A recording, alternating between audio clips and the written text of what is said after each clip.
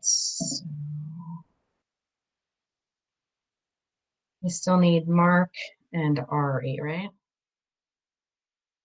I'm here. Oh, hi, Mark. Sorry, I didn't see you there.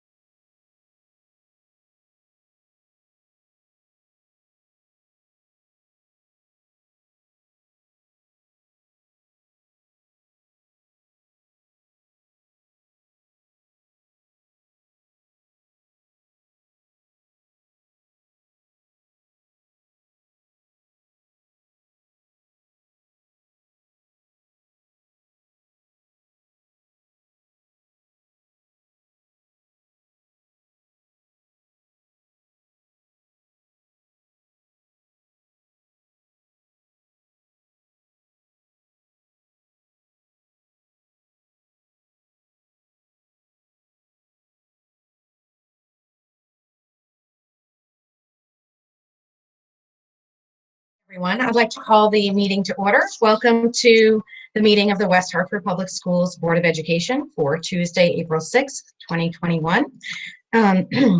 Thank you for joining us this evening. And Cammie, can I ask you to please call the roll? Ms. Aronson? Present. Dr. Chang? Here. Ms. Poland? Here. Dr. Steinberg? Here. Dr. Thomas Farquharson? Here. Ms. Wilcox? Here. Mr. Zdanowitz? Here. Student Representative Lillian Sweeney? Here. Rochelle Yarabelli? Here. Thank you. And Rochelle, will you lead us in the pledge, please? Yes. I pledge allegiance to the flag of the United States of America and to the republic for which it stands, one nation, under God, indivisible, with liberty and justice for all.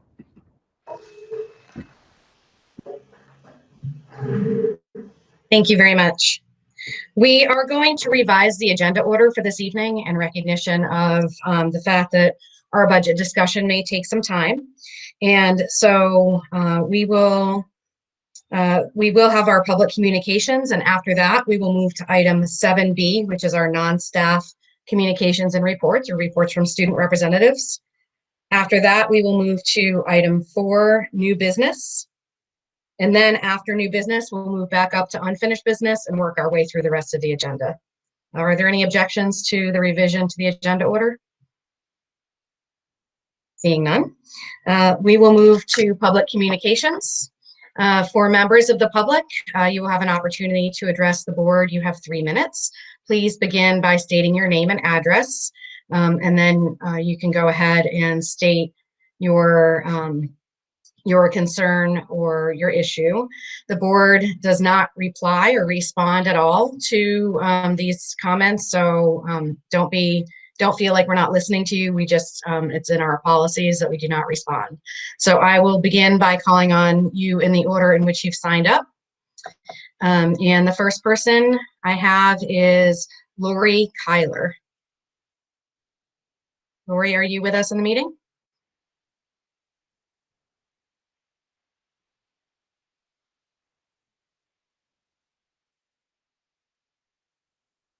If not, we will move to Sarah Winiarski.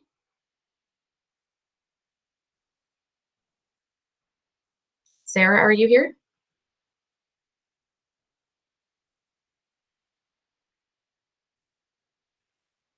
All right, we'll try for Jean Wiggin.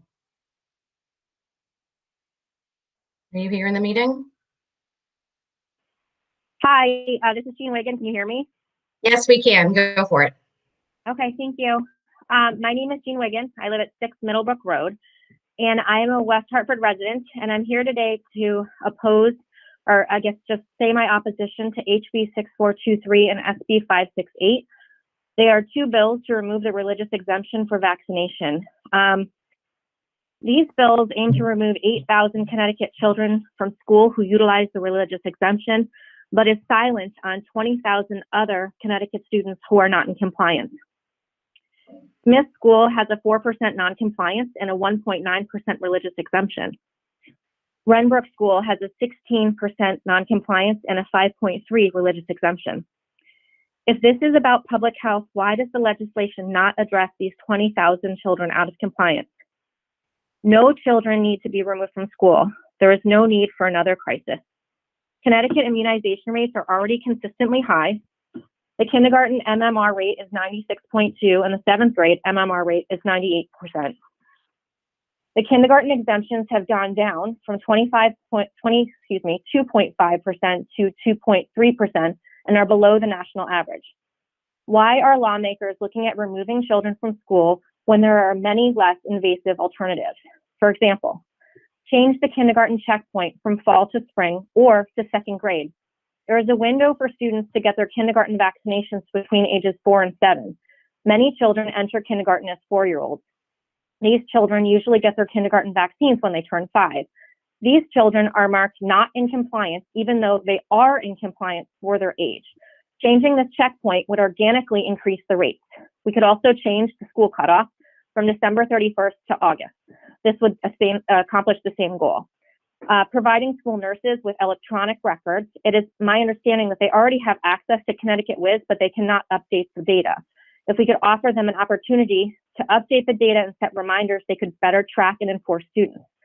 Provide healthcare access and education to families. Why would lawmakers choose to remove thousands of children from school when they can implement these simple solutions to increase rates? How will this legislation affect West Hartford? Families and students in West Hartford will suffer. I will tell you they already have with the proposal of this legislation. It will create another crisis for our children, teachers, and administrators who have just been through an extremely difficult year. How many students will West Hartford need to abruptly unenroll? Who will unenroll the students? How will West Hartford accommodate children with IEPs who are protected by the Federal Individuals with Disabilities Education Act? How many teaching and administrative positions will West Hartford have to eliminate due to lower student population? Connecticut is #1 in the country on student performance of advanced placement exams. How will losing these students affect West Hartford and Connecticut's ability to be competitive?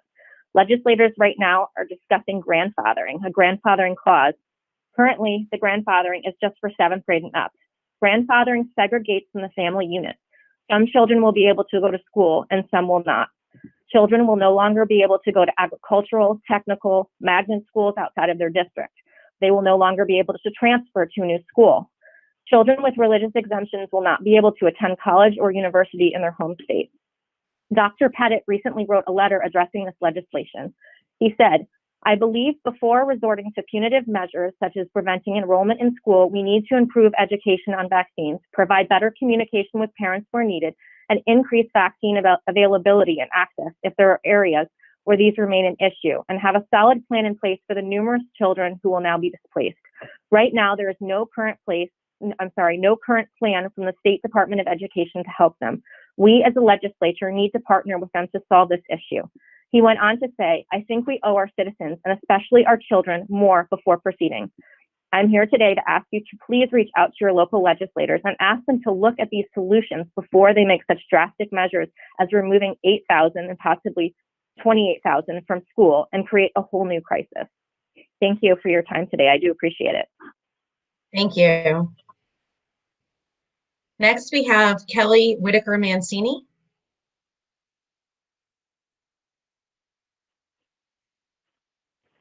Hi, can you hear me? Yes. Okay, great. You can go ahead and state your name Sure. and address, and then you can provide your comments. Thank you. My name is Kelly Whitaker, and my address is 1106 Trout Brook Drive.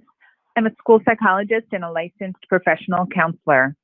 I have 2 children who attend public schools. My daughter attends Bristow, and my son attends Annie Fisher STEM in Hartford. I'm speaking in opposition of the 2 bills, 568 and 6423.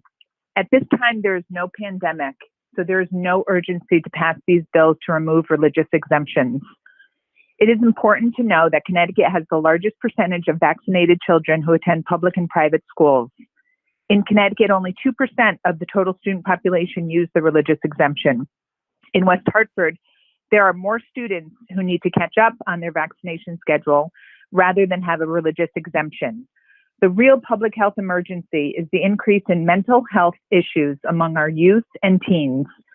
Kids thrive on certainty and structure, and the past year has been filled with uncertainty and minimal to no structure.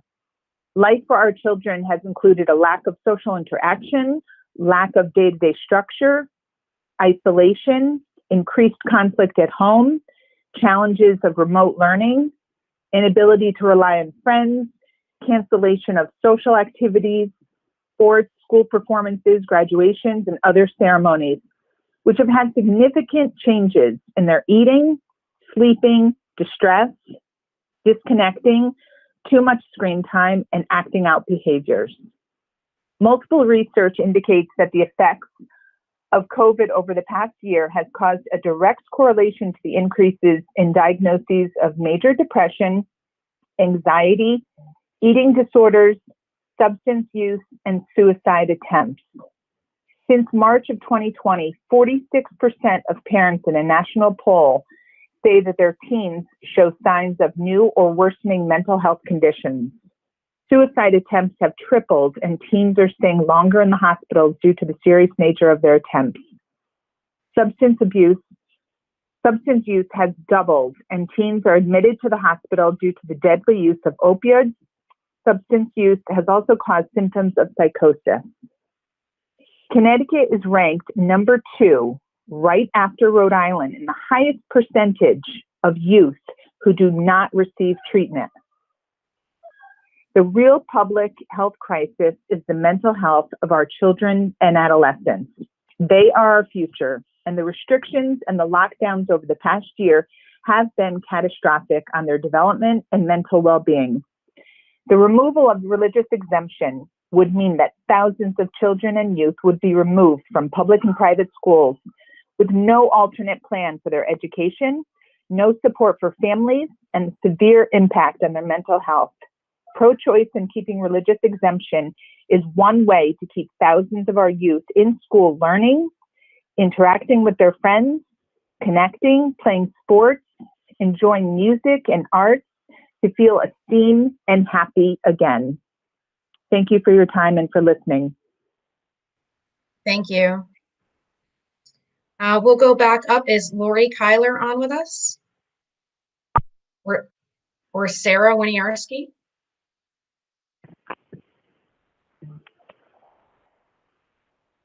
And has anyone else from the public joined us who would like to provide a comment? If so, you can just give us a holler. Let us know you're here.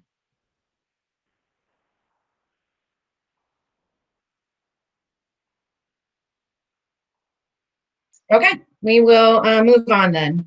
So moving on, we're going to go to reports from our student representatives, and Lily, we'll start with you this evening. Welcome. Thank you. For the past few weeks, Hall students have been adjusting to being at school in person all the time. Aside from the wearing of masks and the uptick in quarantine numbers, school feels like it's almost back to normal. Quarter 3 ends this Thursday, and the Hall community is looking forward to a more normal and a hopefully more predictable fourth quarter. End of the year events for seniors, such as prom, graduation, and Safe Grad, are all currently being planned, but are still mostly tentative about the details. Spring sports are now in full swing, and official games will begin next week for most sports. After months of rehearsals, the Pops and Jazz show will finally debut on this Friday, April 9th at 7 p.m. The show features Hall's select ensembles, including the concert jazz band, choraleers, and the jazz dancers. And for the first time ever, the show will be pre-recorded and posted online. Both the performers and the behind-the-scenes techies have put in loads of work to produce this unique show under the current circumstances, and I'm sure that the entire West Hartford community is looking forward to the show. Last week, Hall Theater collaborated with Booker T. Washington High School in Norfolk, Virginia, to perform the play #WowBlack, written by student Kayla Scott. The play was streamed via Zoom on April 1st. The theater department is also rehearsing for its upcoming production of Romeo and Juliet. And today they were visited by Broadway and television actor Stefan De La Rosa, who provided some tips and tricks for our actors. After April break, juniors will take the NGSS test in their science classes, and seniors will view a special presentation by Chris Herron in their community classes the week after April break. But for now, students are looking forward to wrapping up the third quarter and getting a much-needed break next week. Thank you. Thank you. And Rochelle, tell us how things are over at Conard. For sure. Okay, so I would first like to comment on the end of the hybrid model. Seeing everyone coming back together in school has been amazing. Students have been able to see friends that they haven't been able to see in more than a year. The classroom feels more vibrant and everyone loves learning together. There's also a greater sense of continuity without the online week where like school has just felt more continuous.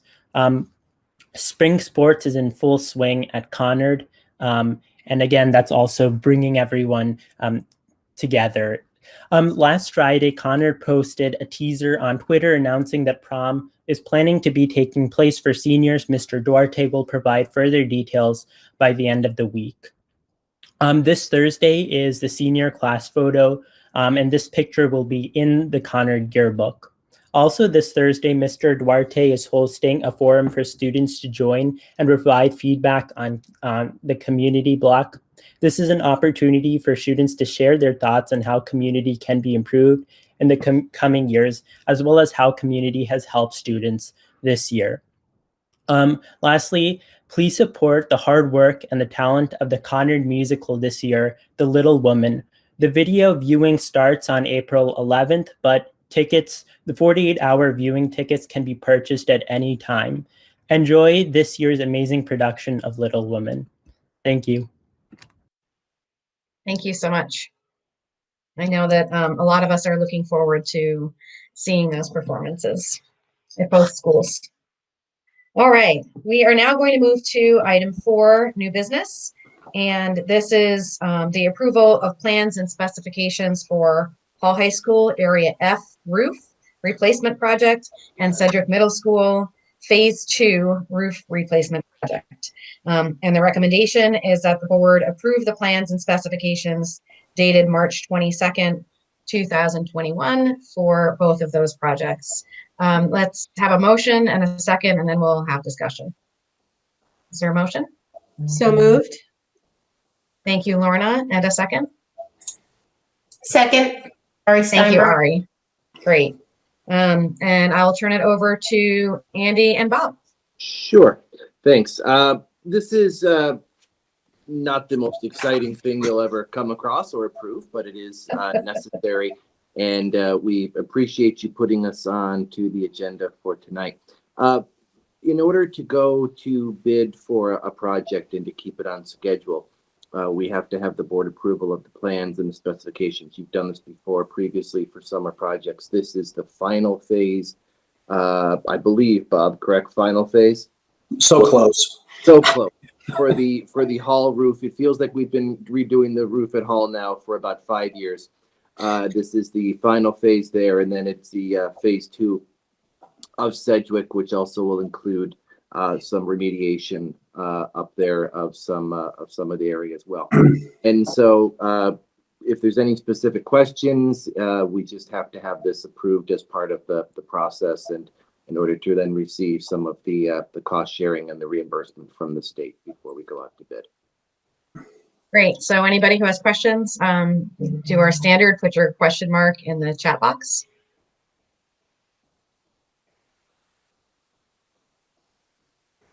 Oh, come on. Nobody has questions? I'll go first. Are either of these one of the projects where we'll be able to put solar on the roofs when we're done? I know we've done that at some of the schools.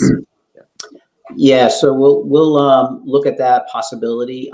This is the first section of hall that we're going to do and we plan on doing several more over the next several years. So probably eventually, probably in 4 to 5 years, we'll get to solar. For Sedgwick, we'll have to take a look and see how much more roof is available. The footprint for Sedgwick's roof is not that big. So it's a difficult solar project, but we will certainly look at it and hopefully get to that point. Great, thank you. And can you remind me what the state reimbursement level is for these projects? Sure. Our reimbursement rate is 39.28% on eligible costs. So not everything is eligible under the state's construction guidance. So for example, they will only pay for a 20-year warranty. We would prefer to go with a 30-year warranty for longevity. So the difference there is not covered by the state. So there's certain eligible and ineligible costs associated with each. So the projected cost right now for the hall project is $958,000. The estimated eligibles, the grants for the eligible cost would be about $275,000, leaving the town with a cost of about $681,000. For the Sedgwick project, very similar. The projected cost is $646,000. Our eligible reimbursement would be about $203,000, and the cost to the town would be about $443,000. So. Great, thank you. Mm-hmm. Any other questions? Okay, if not, I will try your minds. All those in favor of approving these plans and specifications, please signify by saying aye. Aye. Aye. Aye. Any opposed, say nay. Abstentions? The ayes have it, and the motion is approved. Thank you. Thank you. Thank you so much. All right, now we will move back up to item number 3, unfinished business. And this is the big show for the evening, adoption of the 2021-22 Board of Education budget. And the recommendation is that the Board of Education review the superintendent's proposed budget in the amount of $176,303,925, make revisions as necessary, and adopt the 2021-22 Board of Education budget. So to get things started, let's have a motion to approve the budget as presented, and then if there are amendments, then we will take those as they come. So does anyone want to make the motion to approve? So moved. Thank you, Lorna. And a second? Seconded, Mr. Chang. Thank you, Jason. Okay, and to start our conversation, Tom, I just wanted to ask you if you have any updates for us. Has anything changed since this budget was presented to us a few weeks ago and today? Yeah, thanks. And thanks everybody for your questions. I've, in some form or another, I think, talked to each of you in one facet. And I know how much all of you want our schools to succeed. And I appreciate all your help on this. We have, as often happens, our health numbers shift from what we think in November to December and then to March, and now the end of March, beginning of April, where we have some new estimates. So Liz, do you want to explain? Certainly. As Tom said, when we prepare our budget each year, We are basing that budget off of estimated participants and estimated premium rates. And as we get into the actual year, we're better able to see what the actual premiums will be, what employees' elections will be, how many people are actually participating. So as I'm preparing projections through the year, our latest projection shows that we're going to have a savings over what we had anticipated. So I'm anticipating a savings of $225,000 based upon the implementation of premium rates and the number of people participating. Because this is accounted for in an internal services fund, we are able to use that surplus to offset our contribution for the upcoming year. So in effect, what we can do is reduce our contribution from the general fund to our health fund for $225,000 for the upcoming year.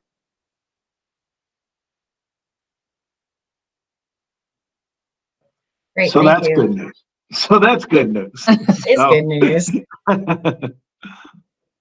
Super. Does anyone have questions about that piece? Okay, we'll just take the good news. Okay, so now would be an opportunity if anybody has additional questions or would like to make any motions regarding the superintendent's proposed budget. I would open the floor to that. And again, put a question mark in the chat box if you would like to ask a question or make a motion.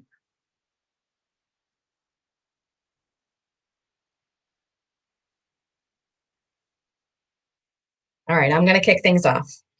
I had a question regarding the federal funds, ESSER 3, and I believe that we've been told that we can use these to help fill in holes that are left by lost revenue due to COVID. Is that, am I understanding that assumption correctly? Okay, Yeah, so could we use some of those funds, maybe 350,000 or so, to help fill in the hole in nutrition services for this year? We can. Liz, do you want to explain? Because it's a little bit, the devil's in the details of this, and actually we've just gotten more guidance from the state on this, but we can. Liz, go ahead. Certainly. So that is an eligible use. As you had mentioned, Deb, we're anticipating at this point that by the end of the year, the Nutrition Services Fund will have a deficit of $350,000. We had planned to use the current year general fund to make a contribution to the Nutrition Services Fund. If instead we use the ARP ESSER funds, as you're proposing, what we could do is do a lower drawdown from our non-lapsing fund balance and instead use that $350,000 to offset our budget for next year. So I will make a motion that we do that. So that I guess the formal motion is that we utilize American Rescue Plan Act funds in the amount of $350,000 to offset the nutrition services deficit. Is there a second on that motion? Second, Amanda Aronson. Thank you, Amanda. And any discussion, any further discussion on that? If not, I will try your minds. If all those in favor of utilizing American Rescue Plan Act funds in the amount of $350,000 for the nutrition services line, please signify by saying aye. Aye. Aye. Aye. Any opposed, say nay. Abstentions? And the ayes have it. Before we move on, Liz, you're keeping track of all this, I assume? I am. All right, super. Thank you. And then once we have all of the proposals, I'll pull it up on the screen, and as you vote on them, you can see the impact. That would be great. Amanda. So just confirming, so far we've got the 225,000 and the 350. Okay. Yeah. Yes. My big calculator going here, so. So Liz, at this point, what's the budget increase with the minus 575? So it's with that 575,000 in reduction, the budget would be 175,728. It would be an increase of 1.95%. And if you like, I can share this now if you want to see the numbers going down. It's whatever is easier for you. Yeah, that'd be great. Okay. Thank you. Just give Mark, me did one you have a second. question? I don't know why you were. Yeah, I keep getting kicked out. I had a question like 6 minutes ago, but then I don't know. I lost services and my questions isn't. I don't know what's happening, but I got some technical difficulties. Just give us a wave if you need to ask a question. I've got you. Yeah, on my but then even I lost connection too, so it's kind of weird. I did not hear all the discussion on the nutritional services, but I did hear why and what the vote was, and I'm okay with that. I guess I had a parliamentary question, or a procedural question about, Tom, maybe you know this, is instead of going line item by line item on new positions, does it make sense, or is there a way to say, any new positions presented this year can go under the COVID relief plan, and then we can discuss that? Or should we go item by item on that? You can propose it generally like that. I mean, it's up to you. You could say that you could argue that point.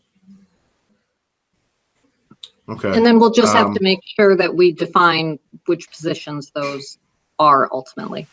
I mean, we're not there yet, and I'm not proposing. I'm just trying to give you the reason for that, is that because of these funds, and one of the things is, I guess one of the definitions that this funds come under is that any new positions that fall under the definition and are under the COVID relief, under this COVID 3 package, could be under that specific platform. So instead of going line item by line item and by position, I was wondering if it made sense, and we could open this even up for discussion, to do it that way, or do we go by individual new position and discuss each one? So I guess I'll open that up. I don't know if that's the appropriate dialogue, or do we have to open a motion to discuss even that? No, we can have that discussion. What do people think? Lorna. Pardon, they couldn't find the mute button. So I think I appreciate the suggestion. I know for myself, I certainly understand the rationale of trying to group, but I also know that there are some that I do have a difference of thought in terms of how to respond to it budget-wise. So I know that I wouldn't be able to do a wide brush vote on the positions.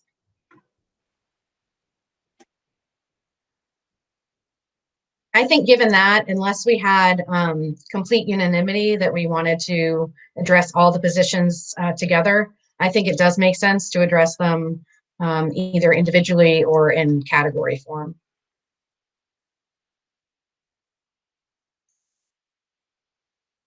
So I'll bring up one set of positions now. Tom, a question for you. There are some new positions in elementary schools so that we can keep our class sizes low. Can you talk about whether you think those positions might be temporary and so that we can keep the class sizes lower than we normally would, lower than our traditional guidance provides? And if so, if we might be able to move at least a couple of those over into federal funds?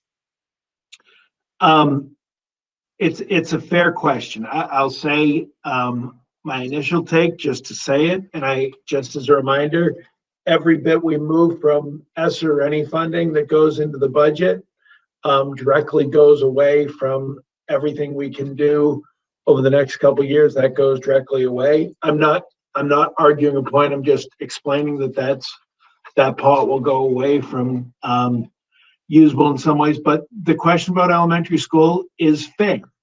I can't say definitively right now where we'll end at the elementary level with total classroom spaces.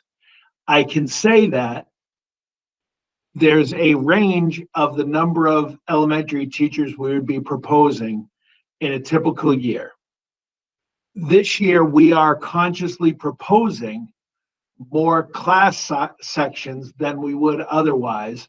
And it's impossible to not argue that COVID's the reason why. We know there's going to be demands on spacing. We want to keep class sizes smaller. We want to keep class sizes smaller, not just for spacing kids in the classroom, but also for efficacy of teaching. certainly at the elementary level, that was a factor in how we put all of this together.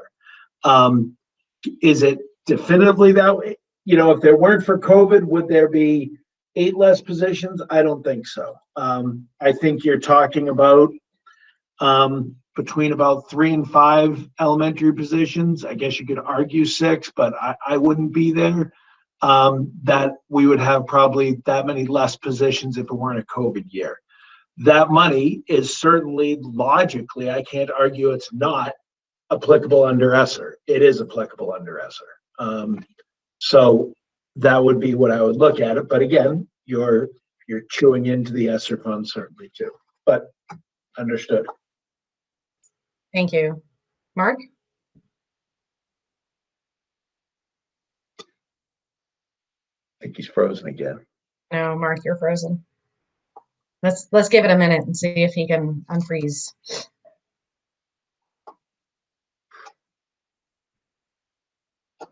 Does anyone else have a question on this particular issue while we wait for Mark's Wi-Fi to come back on?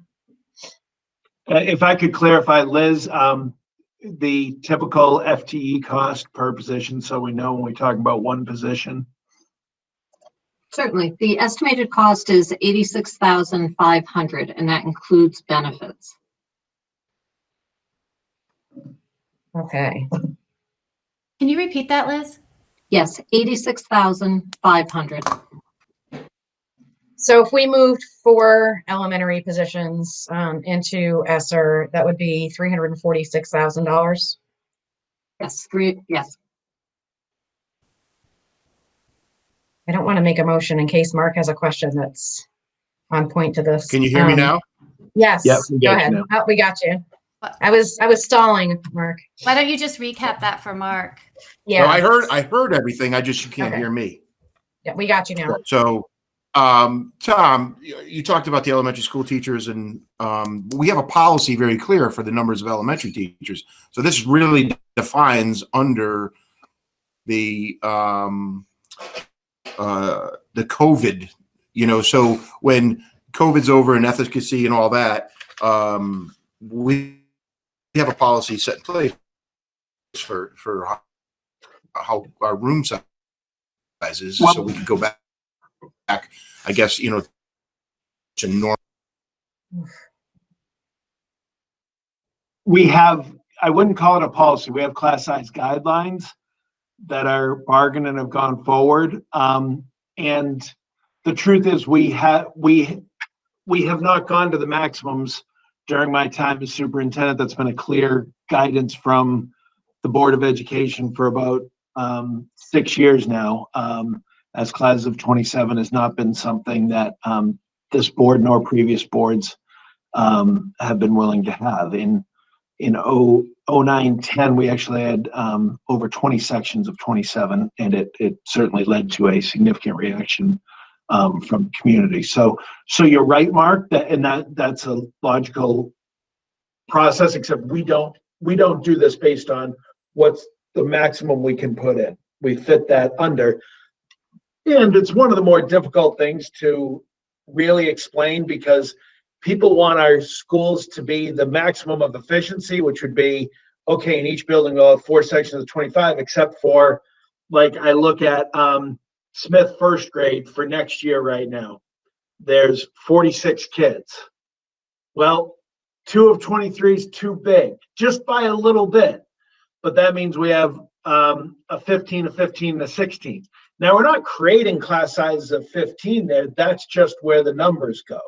Whereas if they had 40 kids, it would have been 2 sections of 20. So it's that kind of, it just depends on the total number of kids in that building at that time. If we had one huge school, then yes, you're operating under a different efficiency than the 11 elementaries, which is why at the high school and middle school, you see more efficient numbers when you get to class sizes.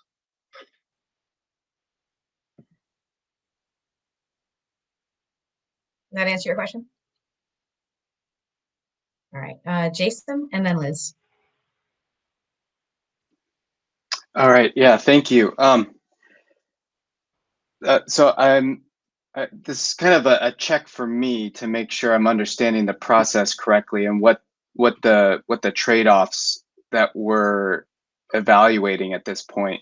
So, I'm trying to reflect back on the planned ESSER 3 funding that you had lined out, Tom, in an earlier meeting, and which highlighted that K through 1 interventions were really important at this stage, and that this was important to make sure we hit reading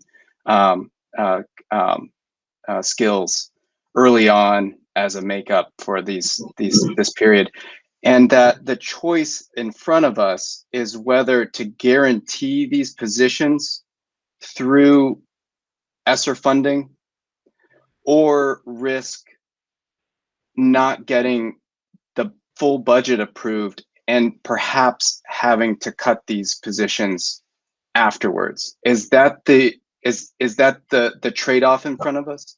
I think the trade-off is we have $14 million over the next 3 years, $4 million that you have to use over the next 2 years, and $10 million that you can use over 3 years. So you're looking at a $4 million, well, depending on how you want to look at it, you're looking at about a $4 million bucket that you can use to offset things. Certainly when we look at how we prioritize those kind of lists of things that we talked about, early reading intervention is going to be at the top. Those are the kind of things. Math intervention at the middle school, social work. What you're getting to is what's the amount, what's the level. So, I think the budget presented is fair. That's why I presented it. I think anything that comes out of this budget that goes into ESSER, I completely understand it intellectually. It's just a matter of question of how you want to prioritize what goes in. But yeah, I think that's fair to say. West Hartford's, we've had a lot of questions asked us about our taxes, and I never talk about other towns. These are the only ones that are published that I could find in the area that are finished. They've gone through their process. Here are the educational budgets. And again, it's not all, but I'm not leaving any out. These are the ones that were finalized that I can find in the area. Avon, 4.11% increase budget. This isn't ESSER. This is budget. Glastonbury, 2.81. And these are, by the way, approved through the town now. This isn't what was proposed. This is all done. Canton, 3.56. Newington, 2.67. Plainville, 2.39. Weathersfield, 2.05. And now we're at, what are we at now, Liz, with those two, 1.95? Yes. We're at 1.95 with those shifts in the general fund. So your question is right. That's what you're weighing, Jason. And then what gets through the town council, and then what comes out in the end. But yeah, and some people will ask me directly, well, what will you be spending this on year 3? We have to have some room. I can't put together a plan that says this is exactly how it's going to be, because what if our math deficits kind of go, what if we do great in a year and we can focus more on some social emotional needs? What if we don't know exactly what the ramifications look like by mid-year next year in some other ways? So that's why I don't want to say definitively this is exactly why. As I said, we're preparing our application that will go in within the next 10 days to the state. That's for ESSER 2, and then the next round comes after that. So again, we still don't even have finalizations of exactly what we can use it for. Now, these kind of accommodations, I said this to Mark, it's intellectually honest to say that's a new position. A new position isn't a cut that you could argue go through ESSER. I can argue the semantics around that, but it's not an incorrect thing for somebody to present either, But you've hit the tone of the question. I hope I answered appropriately. Yeah. Yeah, thank you. Because when I'm trying to evaluate whether or not this is are we shaving off? Is there an attempt to shave off this side of these positions in order to save other parts of the budget? And so, just trying to, understand the kind of, I guess the chessboard of it all. Oh, thank you. Liz. Yes. I'm going to propose that we use for these new positions but for test. So but for COVID, we have been adding these positions. You hear me? You're kind of in and out. All right, hold on. Let me just switch my device.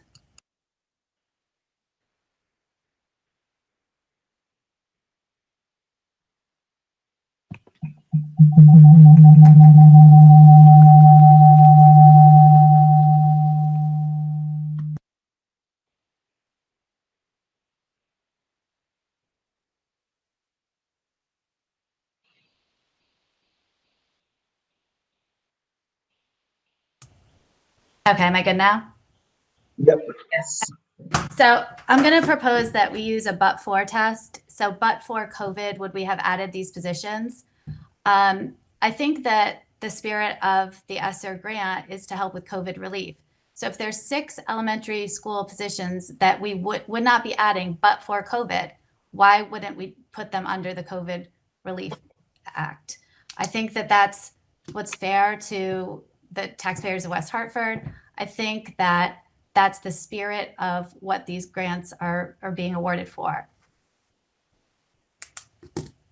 Thank you. Mark. Can you hear me? Yes. Okay, good. I've got to ask every time now. Jason, I kind of wanted to maybe segue off of your question and comment. We've never been given this opportunity before, as long as I've been on the board, that we had federal funds really coming into our school system with these kind of numbers. And, obviously we've never gone through a pandemic before. I'd never heard of Liz's example, but I kind of like it. It makes sense to me.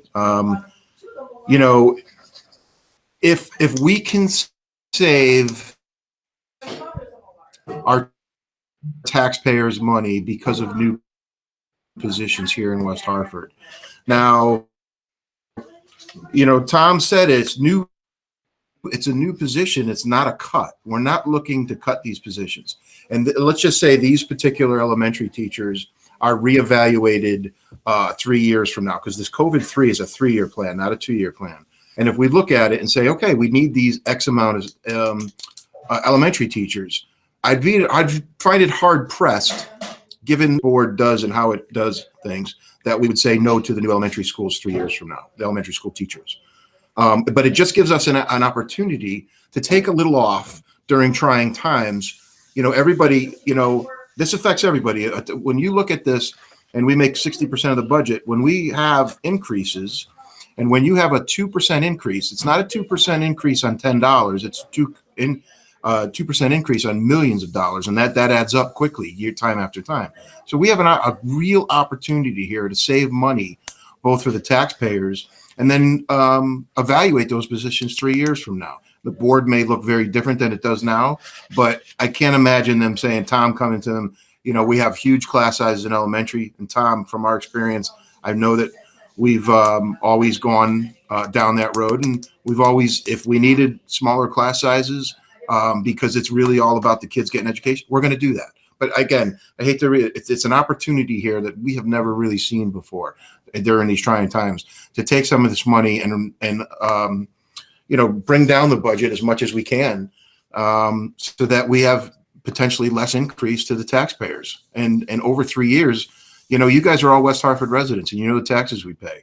I think it all helps a little bit in everyone's pocket. And, I think that's how it was intended, if you have more money in your pocket as a taxpayer, you're going to spend more money too. And that helps the economy as well. So just my 2 cents. I'm sorry that went on a little long, but I just think it's an opportunity we can't. Thank you. Liz? Just to build off what Mark said, we don't even have to wait the full 3 years. If we decide that we actually need, not because of COVID, but we need another elementary school position, we can add it next year. We don't have to wait 3 years. But this year, if there's 6 positions that are being added because of COVID, let's use the COVID money. And then next year, we can reevaluate. We don't have to wait, add the following year. It doesn't have to be 3 years out. So why add them in this year? Why don't we take a minute, see what's going on with COVID, what our needs are, and then we can revisit it next year and come up with a lower budget for all those families out there who are having a hard time because of COVID and don't want to see their taxes raised this year. Well, does anyone want to make a motion?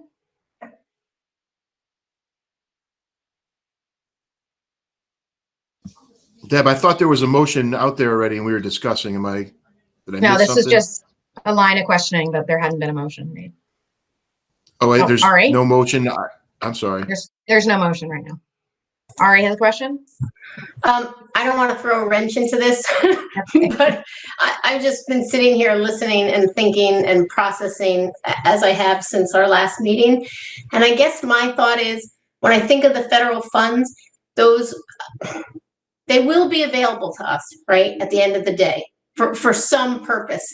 And I guess my question is, why wouldn't we ask the town to support education and present them with the budget that we've created and we feel is fair and fit to support the needs of our students and families? And then if they cut us and don't support it, then we do still have the ability to use those funds and kind of be more future oriented instead of kind of like, let's cover ourselves now with these federal funds and kind of take the onus off of our town. I mean, the numbers that were presented from Tom today, which for me were very compelling.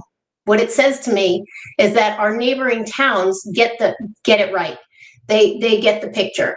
They need to support and they need to fund education given what we've experienced over the past year.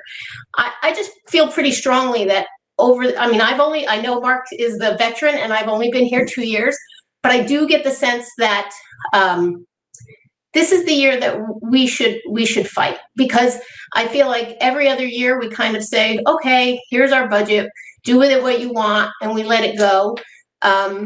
And I feel very strongly that this is not an extravagant budget from the Board of Ed. And I feel like if our town values education and what our schools provide the community, I say, why wouldn't we just present the budget, maybe make some of the changes that you presented as is, and then if it's not accepted, then we have those federal funds as a cushion. Just a thought. Thank you. Mark, and then Liz.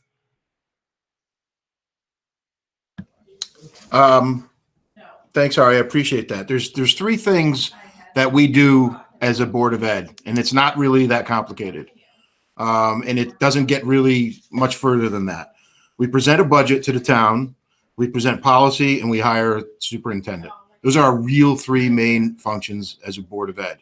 And our biggest job is developing a budget. And I like what you said, and I appreciate that, but also I've been on board long enough too to know that that's not going to happen. We're going to have to come back with concessions. We have the opportunity here as a board to still develop a great budget that Tom's asking for using federal funds and alleviating taxpayers. So we're not taking away from Tom's budget. And I hope people aren't misunderstanding from that.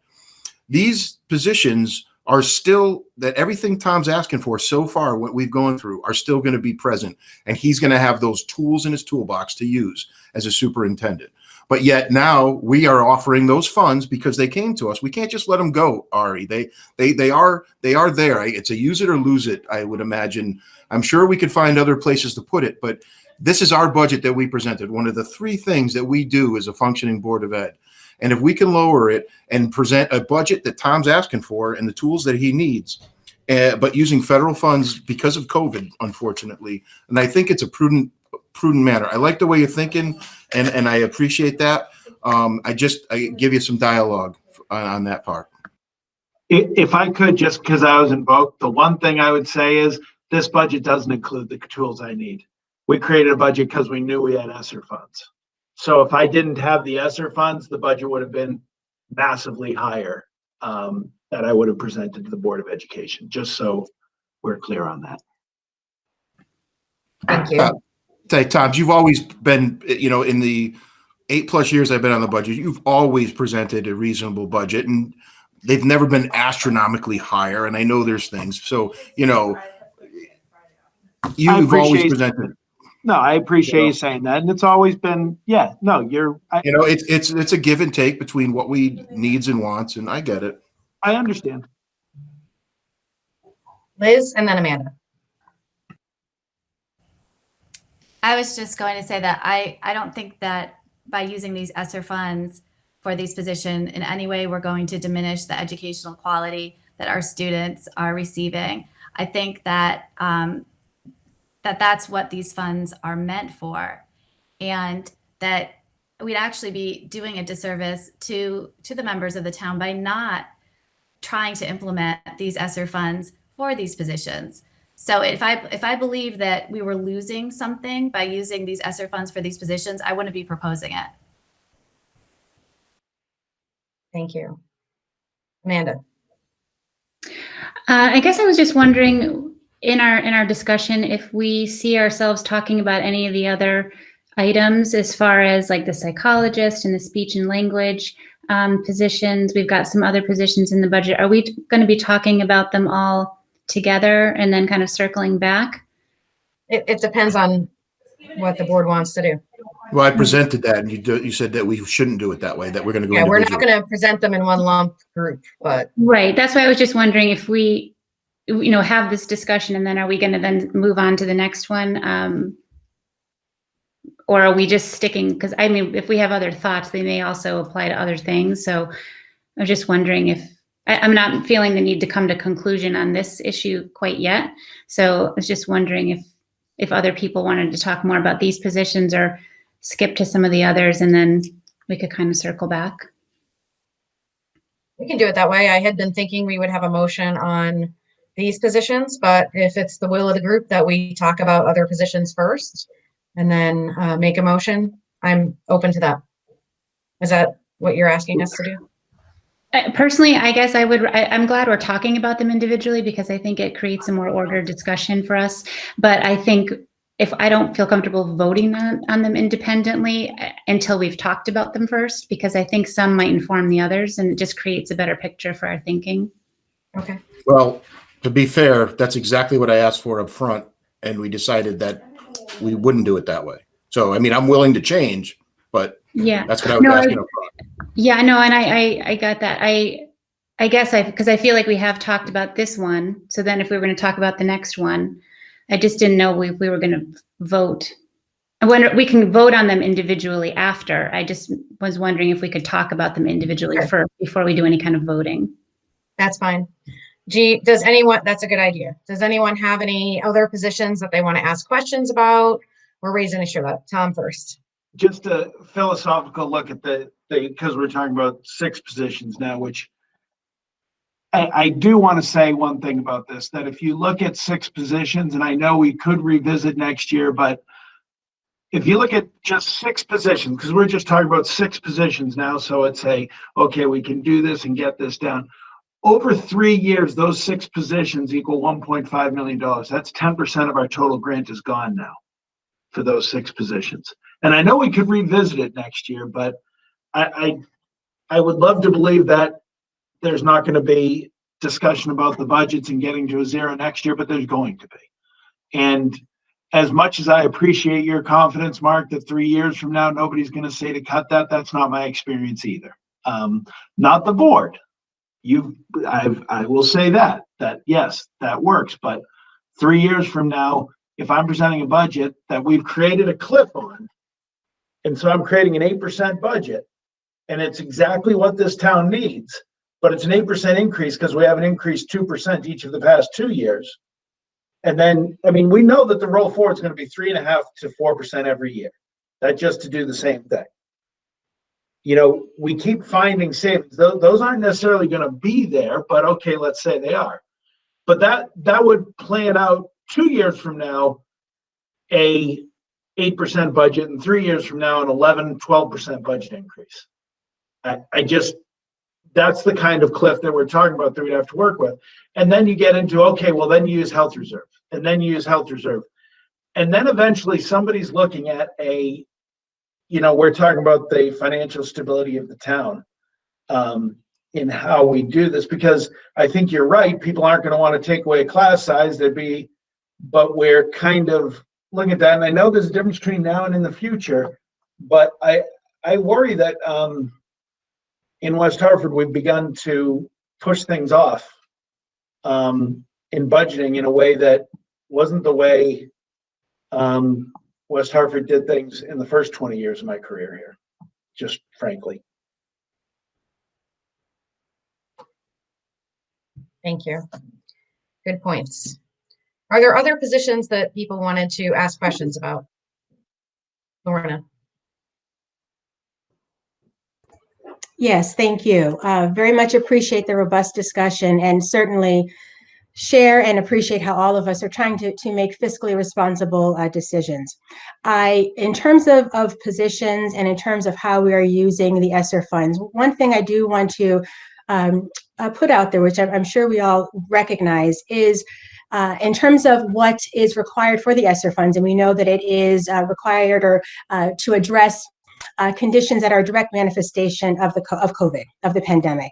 And I think maintaining fidelity to that is important. And that's what we're talking about in terms of how possibly certain things that were put as line items in the budget may be able to be utilized by ESSER funds because it is a direct result of COVID.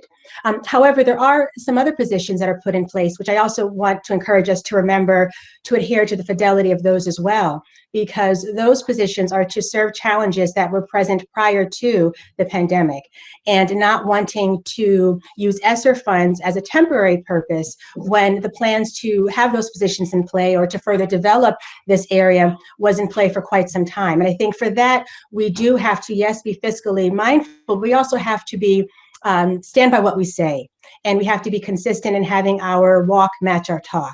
And specifically, I'm thinking of all of the positions, but in particular, the position for the Family Services Liaison and the Outreach Coordinator as part of the Office of Equity Advancement. Again, we have as a collective body expressed our stance in terms of addressing racism, in terms of addressing systemic racism and taking an anti-racist approach. Collectively, we've done that, and so proud of all of us in doing so. And that was something that we expressed our support of prior to the pandemic. And so I think as we plan our steps moving forward, we need to be consistent with what we've spoken about. And I think that also is reflected in certain line items that we shift and those that we keep in place, because actions certainly speak louder than words. So for that reason, and for transparency, that is why I was not able to do a wide brush vote on all of the positions, because there are certain ones that I certainly do feel that they are not a direct manifestation of the pandemic. If anything, the pandemic has exacerbated its presence. And so for that reason, I ask for further thought to be put into place in terms of shifting or realigning budget line items. Thank you. Others? Amanda? Yeah, I guess I just want to make sure I'm understanding our conversation correctly. So when we keep talking about 6 positions, I'm understanding those positions to be a combination of the 2 additional classroom teachers to help with a potential kindergarten swell that's potentially COVID related, a psychologist and a speech language professional for our special education department, family liaison, family services liaison, and outreach coordinator. Is that, are we talking about the same 6 positions? No, I don't think so. That's why I think we're talking about 6 elementary school teachers. Am I correct, Tom? Yes. That was my Yes, understanding. that's exactly what we're talking about. That was my And understanding. 6 is the That's number the that- elementary school teachers. Yeah, Right. So 6 when we would be talk the about, oh, go ahead. 6 would just be the outer edge that I would say you would be talking about under that theory. 6 is the maximum I could say you could intellectually argue is because of COVID. I wouldn't put it that number, but I understand exactly how somebody could. Are you putting the 2 kindergarten positions in that 6? Right now, it's 2 kindergarten, but it's the totality of the positions. But yes, right now we're planning on 2 more kindergartners. But whether it's in that 6, it's really, so we have to plan for breaks. So right now, we've reserved 3 extra sections for breaks. We may need 6 more sections for breaks, depending on how the numbers just add up in different places. So kindergarten's an example of where we'll see a swell, where we probably will see an increase. Now, if the numbers happen to fit in kindergarten, which some years they do, you break well and it's 20, 20, 20, and it just fits. Other years, you just get bad breaks. So yes, we're looking at an increase of 2 in kindergarten, but we don't really have that until we do classes in May and then another round of it in August, July and August, really. So yes, 2 kindergarten would be in there. Certainly that would be a part of that, of those 6 pieces. Okay, Would those 2 pieces be tied to COVID? That's an interesting question. Kindergarten enrollment is up. Is that because of COVID with people holding their people out? You could make that argument, I get. I'm just looking at elementary in toto. So when we think, because we have, I know because of declining enrollment at the middle and high school level, we did reduce the positions. Is it 13.8? I don't have the number right in front of me, but something like that. But that's at the middle and high school level, right? So that we're talking about, just for clarity, we're talking about adding elementary to make sure that across the board, because they wouldn't necessarily all fall neatly into one school or another school, so that this covers us, so that if we have that swell in other areas as well. Because at kindergarten, you could, if it's COVID related, you could argue that you'd have that this year, but then perhaps maybe you wouldn't have it in subsequent years. But then those kids, as they're moving up, need to be followed because their class sizes are going to stay, they're still going to be in the district. So we need to make sure we've planned to absorb them into it. That's what I'm thinking about when I think about the elementary positions. That's fair. So I'm just wondering if that, when thinking about where those elementary positions are going to be, could you be a little more specific about where you imagine they would be, or are you just putting to make sure you're covered? It's more like this. It's so, like, I have a sheet like this that goes through every class grade. You've got it in your booklet. And, we're looking at, what do we have for total numbers? I'm actually looking at this year's, Liz. 203? 203 is the budget for the upcoming year. 203 for the upcoming year. Now, 3 of those sections are still in flux where I haven't broken them. So there's really 200 sections plus 3 in flux. In a typical year, I probably would have sat at 200 and said, well, I'll take and give from other areas, and let some classes build higher than you would have. You know what I'm saying? So to say I'm expecting, yes, we'll have more kindergarten sections next year than we did this year. Is it 2, Liz, that we've got projected right now? I believe so. It depends as well, because it's not just the number of students, it's what schools they're at, it's how the breaks go. So there are more. The sheet that Tom's referring to is page 1 of the data supplement. And so you can see at that time, there were 198 defined with 5 breaks for a total of 203. And then we're thinking about the absorption of all of our REL kids, who, not all of whom will come back, but a good number of whom. So there's a lot of outliers there. We're planning for them all to come back. They'll all come back.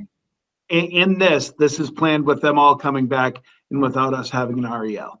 Okay. So if you don't need, so say the budget allows for the positions so that you're covered. Say you don't need them this year, then do you just not fill them? Yeah, that's what we do. And then every year. that gets reflected as a savings. Absolutely, yes. Okay. I just wanted to make sure that when we were clear on like which positions for which bucket, to make sure we're all having the same conversation.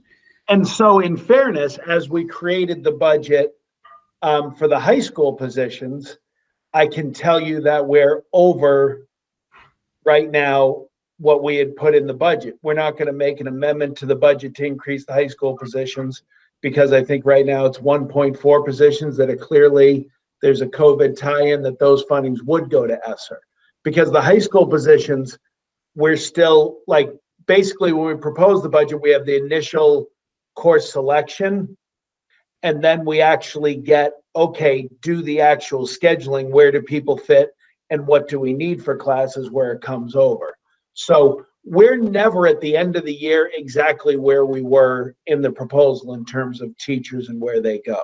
You know, you get a funky break at a middle school where you can get a savings, or you need to hire another math teacher for one section. Those are just the kind of, that's what's going to happen over the next 4 months before the next school year. Okay. Thank you. Questions about any of the other positions?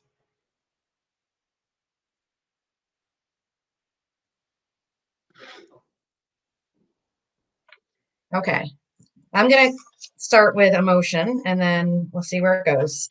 I would make a motion that we fund 3 of the elementary school teachers with ESSER 3 funds instead of through our general operating budget. Is there a second?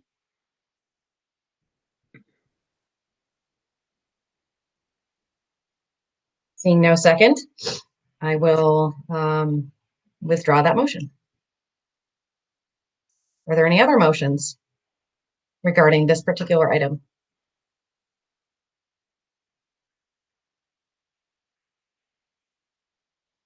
Mark. Sorry. Yeah, my computer's acting very slow today. Sorry.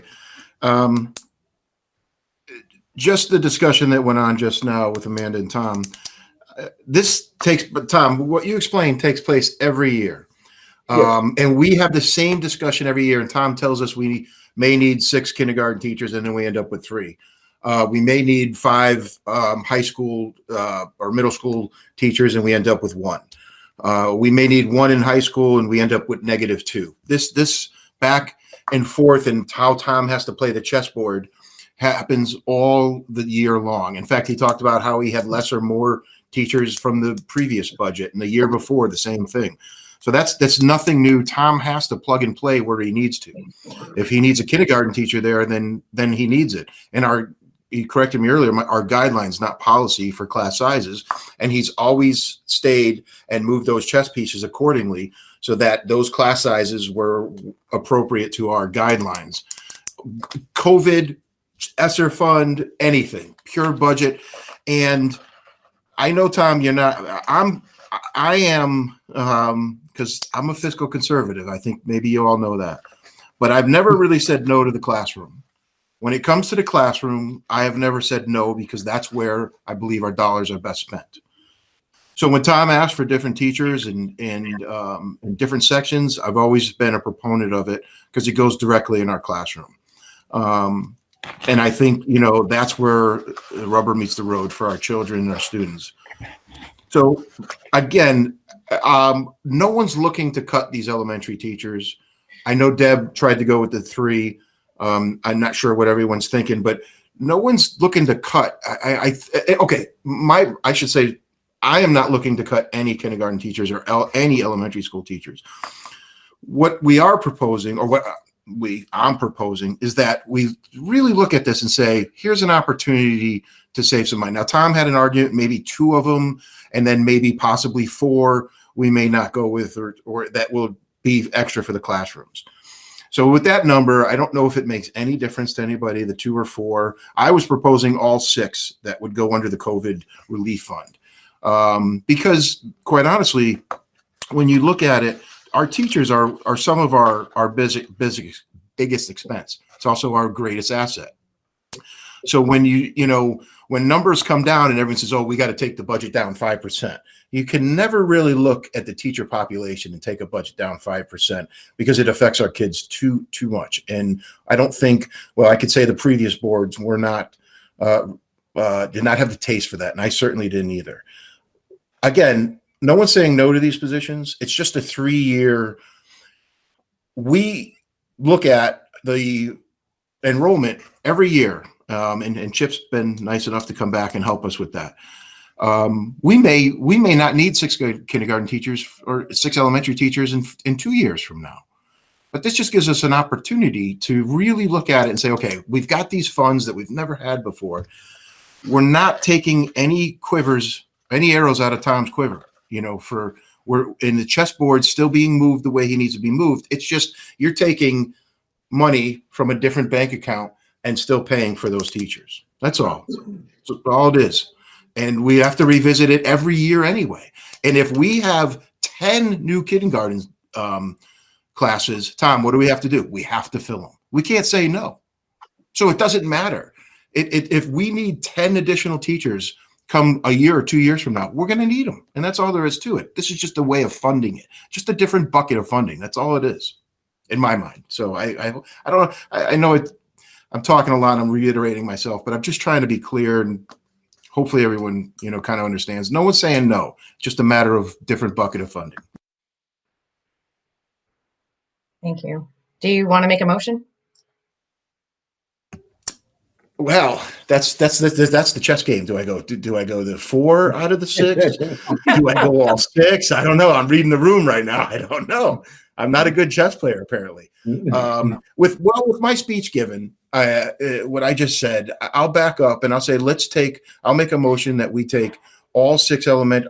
I'll tell you what, I'll back up. I'll meet you a little less than halfway, Deb. I'll say that we take 4 of those positions and we apply it to the ESSER funds. And then the 2 positions that Tom talked about earlier might give us a different, a mix. So I make a motion that we take 4 of the 6 and put it toward the ESSER 3 funds.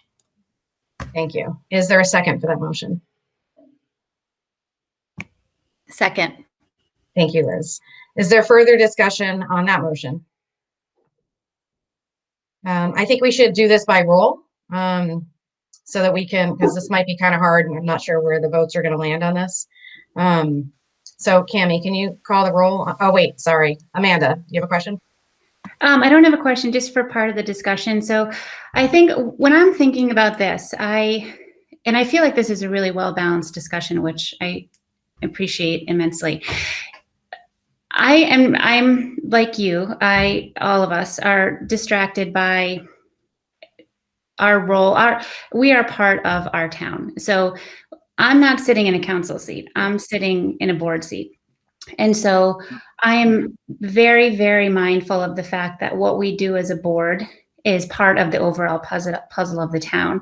So I think that we give a lot of consideration to that, but I also am working really hard to make sure that I remember which seat I'm in. And I am in a Board of Education seat, and I am charged with looking after education. So when I looking out a little ways, the trend that I've been seeing from the allocations that we've been getting, or that we don't often receive our full allocation. I see we have a high service town, we have an award-winning school district, but we have evolving needs in the school district, and those needs are becoming more and more expensive. And those are the ones we don't necessarily have as much control over. So I am very hesitant to take anything out of our regular budget that the superintendent has put in that stabilizes things, because I don't actually have the confidence that we can get things back. And if we do get them back, I think the reality is that it's going to come at the expense of other parts of the education budget, core areas. And so when I think about the ESSER funding, we all have been talking about its intended purposes, and it sounds like we're all on the same page. But that money goes really fast. I mean, thinking about 14 million over the course of 3 years, just the mental health needs alone. I mean, some of that has a delayed onset of multiple years. I mean, sometimes you could have 3 years before you actually see, the onset of some mental health issues, some of the bigger things like suicidality and things like that. And my colleagues here who are the professionals would be better to speak to that than I would. But those kinds of things are the things that, we don't know sitting right here. We can project out what some of our needs are going to be, but the ones that we do have, they are likely to be of the more serious nature. And I want to make sure that we're not putting things in there that start eroding the ESSER funding, because that's going to go really fast. So when I think about what I want to do here with this budget, it's not a roll forward budget. So if it were, it would be so much higher. And I know we understand that, because this reflects the cuts that have already been made by the superintendent. So then we're now presented with this, what is supposed to be a protective budget to keep things in their core spaces. So as we look at further reducing off of his recommendations, I'm weary to do that, especially when it comes to the classroom, because, and it's not so much that I think any of us wants to pull from the classroom, it's that I want to be very judicious about how we set us up to access those ESSER funds, because I think we're going to be very surprised by how fast they go and for what, which is really concerning. So that's my only hesitation. Because I really appreciate the thinking behind all of this, and it makes a lot of sense. Those are just my hesitations for it. Thank you. Liz Hewitt, can you put those numbers back up? That'd be so helpful. Thank you. And Liz Wilcox, you're up. Thank you, Liz. Yes. I think that I'm looking at this budget as a Board of Ed member, not as a town council member as well. And as a Board of Ed, as a member of the Board of Ed, if I thought in any way we were taking something away from what the kids there, I wouldn't be proposing it, as I stated earlier. The fact that these 4 positions, again, but for COVID, we could actually, 6 of these positions are being created because of COVID. So we're actually compromising and saying, all right, let's just do 4. And again, that goes under the but-for test. And that's what the COVID funds are for. They're for COVID relief. And this is being created because of COVID. So it's within the spirit of what the money is being granted for. I think it's really important that we use the money for what it was intended to be used for, and that we try to save the town, the taxpayers, money this year. I think we really have to think that through. So as we said, we could be asking for 6, we're asking for 4. I think that's very, very fair. Thank you. Amanda. Well, I think I hear your point, but I think the role of the town council is to figure out what they're going to do for the taxpayers. So it doesn't mean they need to touch the education budget. They can touch other areas. So I think that, to me, I want to make sure that I'm not distracted by that, because that we are a piece of the puzzle, but I can't rationalize it that way, because for these particular classroom positions, like the nutritional services budget, for instance, you could say that, that's something we can apply the COVID funds, that kind of rebounds, that's going to steady itself as the kids are back in school and eating again and buying their apple cider and all those things. But the classroom positions, those kids are going to continue on. That's not something where after 1 year that is going to meet its need. They're going to continue on in the district. So while we may need more teachers because of COVID, it's not the same kind of replacement funding as, say, something like nutritional services or something else we could argue. So 4 to me is too many. So I'm not comfortable voting for that. If that's helpful to know ahead of time, to me, that would be too many for my comfort level. Mark? Well, I hope there's not any confusion. We are charged as board members to present a budget to town council, and it's our budget. It's not theirs. It's our budget that we present to them. They can tell us that it's a yay or nay, and they can tell us to remove $500,000, but they can't line item veto us. It is one of the 3 charges that I spoke about earlier. It is absolutely our responsibility to present a budget. So I don't want there to be any confusion for any of the new other members either. That is one of our charges. Yeah, I don't think anyone's confused on that. It's just that when it gets to the town, our job is to present our budget for the Board of Education. And it's their job to figure out how much money gets allocated. So if they allocate our full money, they need to figure out the way the pieces of the puzzle go together. So as it pertains to taxpayers, that's the conversation that should be being had at the town council table. I think that we just need to be very careful that we're not doing their job for them. We need to look after the kids, and they need to look after the whole picture. So if we're guardians of education in our budget, we have to, I believe, present what we believe meets the needs of the kids, and then they can decide what to do with it. And then I think the benefit of having this conversation now is that if this does get kicked back to us, then we've already had some very fruitful conversation, and we know how we feel about different areas. So I just don't want to do their job for them. I think we need to make sure that we do what's best for the kids. I trust our superintendent. I think he's working under tremendous pressure to try to bring this as low as possible. And that's what I think. Thank you. Mark. 2 questions. Tom, I guess this goes to you. Is it, the ESSER 3 funds, Tom, do they go to town council and distributed from there? Or do they come to the educational budget? How does that work? If it goes to the town council and they get to disseminate the money for schools as they see fit, can you explain how that ESSER 3 funds, so there's no confusion?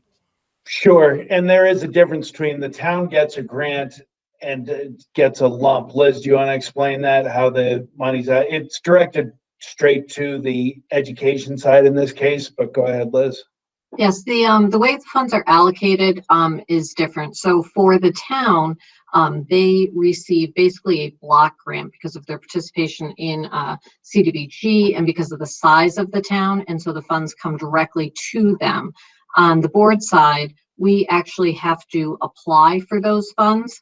We are given an amount, and it's an entitlement grant. However, we need to submit an application to the State Department of Education explaining how we plan to use those funds. The state then evaluates our application, ensures that they're being spent in compliance with the terms of the grant and with their guidance, and then we receive those funds as we expend them. But it does not go through the town. It comes straight to the board through our school grants fund.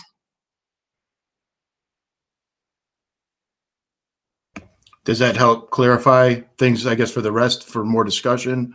I'm open to hear discussions more about the number or at all doing this as far as my motion goes.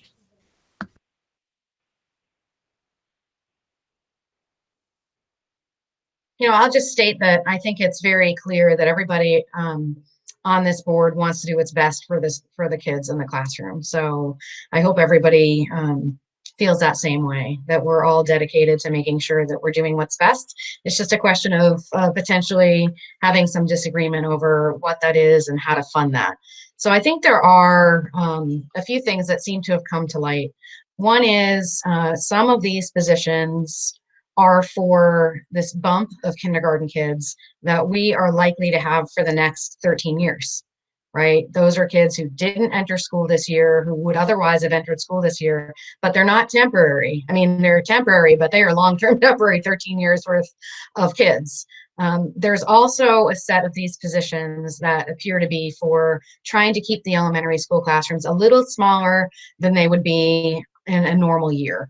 So I do think it's important for us to realize that some of these positions might be not needed but for COVID, but we still are going to need these positions for the next 13 years because these kids are our kids. Others, it does appear to me, at least in my opinion, that this is for a temporary provision of smaller classes at the elementary level. And so that's why I think there's, maybe not all 6 positions, but we might be able to find it within us to fund some through ESSER. But it looks like Jason and then Ari both have questions. Yeah, okay, thank you. Yeah, this is a really fascinating discussion. I want to thank everyone for spelling this out and the history of the way that the district has handled these different questions over time. And I wanted to thank Liz for that question, or that kind of the test, but for COVID, because it's also making me think about the kind of what do we understand as our understanding of what the COVID impact is just what's in front of us at this moment. And I think, for me, I'm thinking about how, there may be questions down the road that are impacts from COVID that we don't understand yet. And so there's a part of me that feels like that, that's something that I want to keep that reserve in it accessible to us in a way that that doesn't lead to deficit spending in the future. That this is a fund that will allow us to solve problems in the future. And I think for me, I'm thinking of, in the sense that we're accommodating a surge that is a part of the current dynamic, but it's going to be a structural part of how the school population evolves, and that evolving situation may have other associated costs that we don't see right now. And so for me, I look at that funding as a kind of insurance to the taxpayer, that when we go down the road and we see problems, that we're able to act on them, and to do so responsibly with this endowment in hand, and that we don't go back saying, well, we didn't know this problem was going to be there. How could we have anticipated it? But in a sense, I feel like this is a way to address the structural needs of the school population, and have a very useful tool to use to meet those needs that we don't really know yet. So that's kind of part of my thinking as well.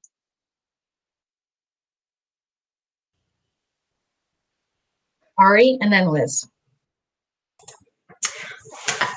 When Amanda spoke, it just gave me more things to think about. And, I don't know how each of us individually feels about the budget that was presented to us. So I can't speak for each of us individually, but I do think it's important for each of us to kind of look in the mirror. And I always feel like this meeting is in reaction to the Ed Liaison meeting. So I think the question to ask yourself while we're sitting here talking about positions and ESSER funding and such, if we had gone to the Ed Liaison meeting and the town said, yeah, we're good, that's a good budget, that's bare bones, good, we're good. I don't know if we'd be having this conversation. So it's kind of along the lines of what Amanda is saying, and that we're sitting here trying to kind of make accommodations to meet this expectation that was put upon us by the town council. And is that really being true to ourselves and valuing our role on the Board of Education? So I think looking in the mirror, and if looking in the mirror, you can say, I don't feel comfortable with this budget. I think we shouldn't have a tax increase, whatever the rationale behind it. That's very different than if you're sitting here and you look in the mirror and you say, you know, if the town council had said, we're good with the budget you presented, we're going to accept it, you would be fine with it. I think we have to look at what our role is, like Amanda said, and then what is this process that we're doing here, and is it being true to who we are as the Board of Education, or are we trying to, as Amanda said, kind of do the job, make the job easier for the town council?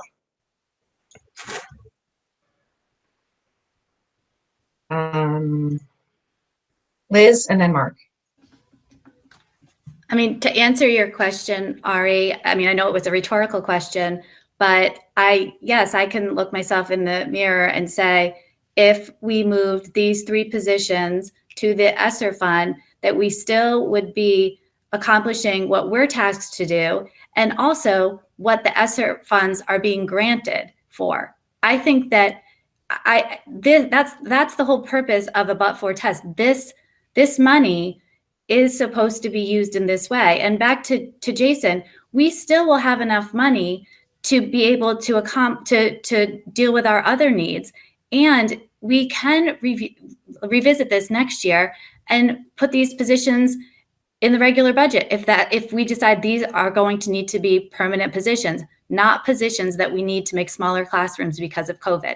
So I think that it's not an either or. We can move positions and still be accomplishing our goals. It's certainly not an either or in my mind. Thank you, Mark. And then I do feel like we are kind of wrapping up this conversation after this. Sure. You know, Ari, you talked about looking in the mirror. I can tell you for fact that every discussion and line item that I'm talking about here today came before the Ed liaison meeting with the town. I never even paid any attention to what their concerns are. So I want to make that clear. We went line item by line item on this budget. I'm getting a feel for where everybody is, so there won't be any additional. I've done that a long time in the past, and I've touched the stove many times. But you should know that I put a lot of thought into this prior to any meeting we had with town. Okay. And, you know, and to Jason, I just want to know, you know, this is $4 million a year, give or take. We don't do anything this year. What do we do with the money? Give it back? What are we going to do with the money? $4 million. And I asked Liz through Deb to put these numbers up so that you can see it.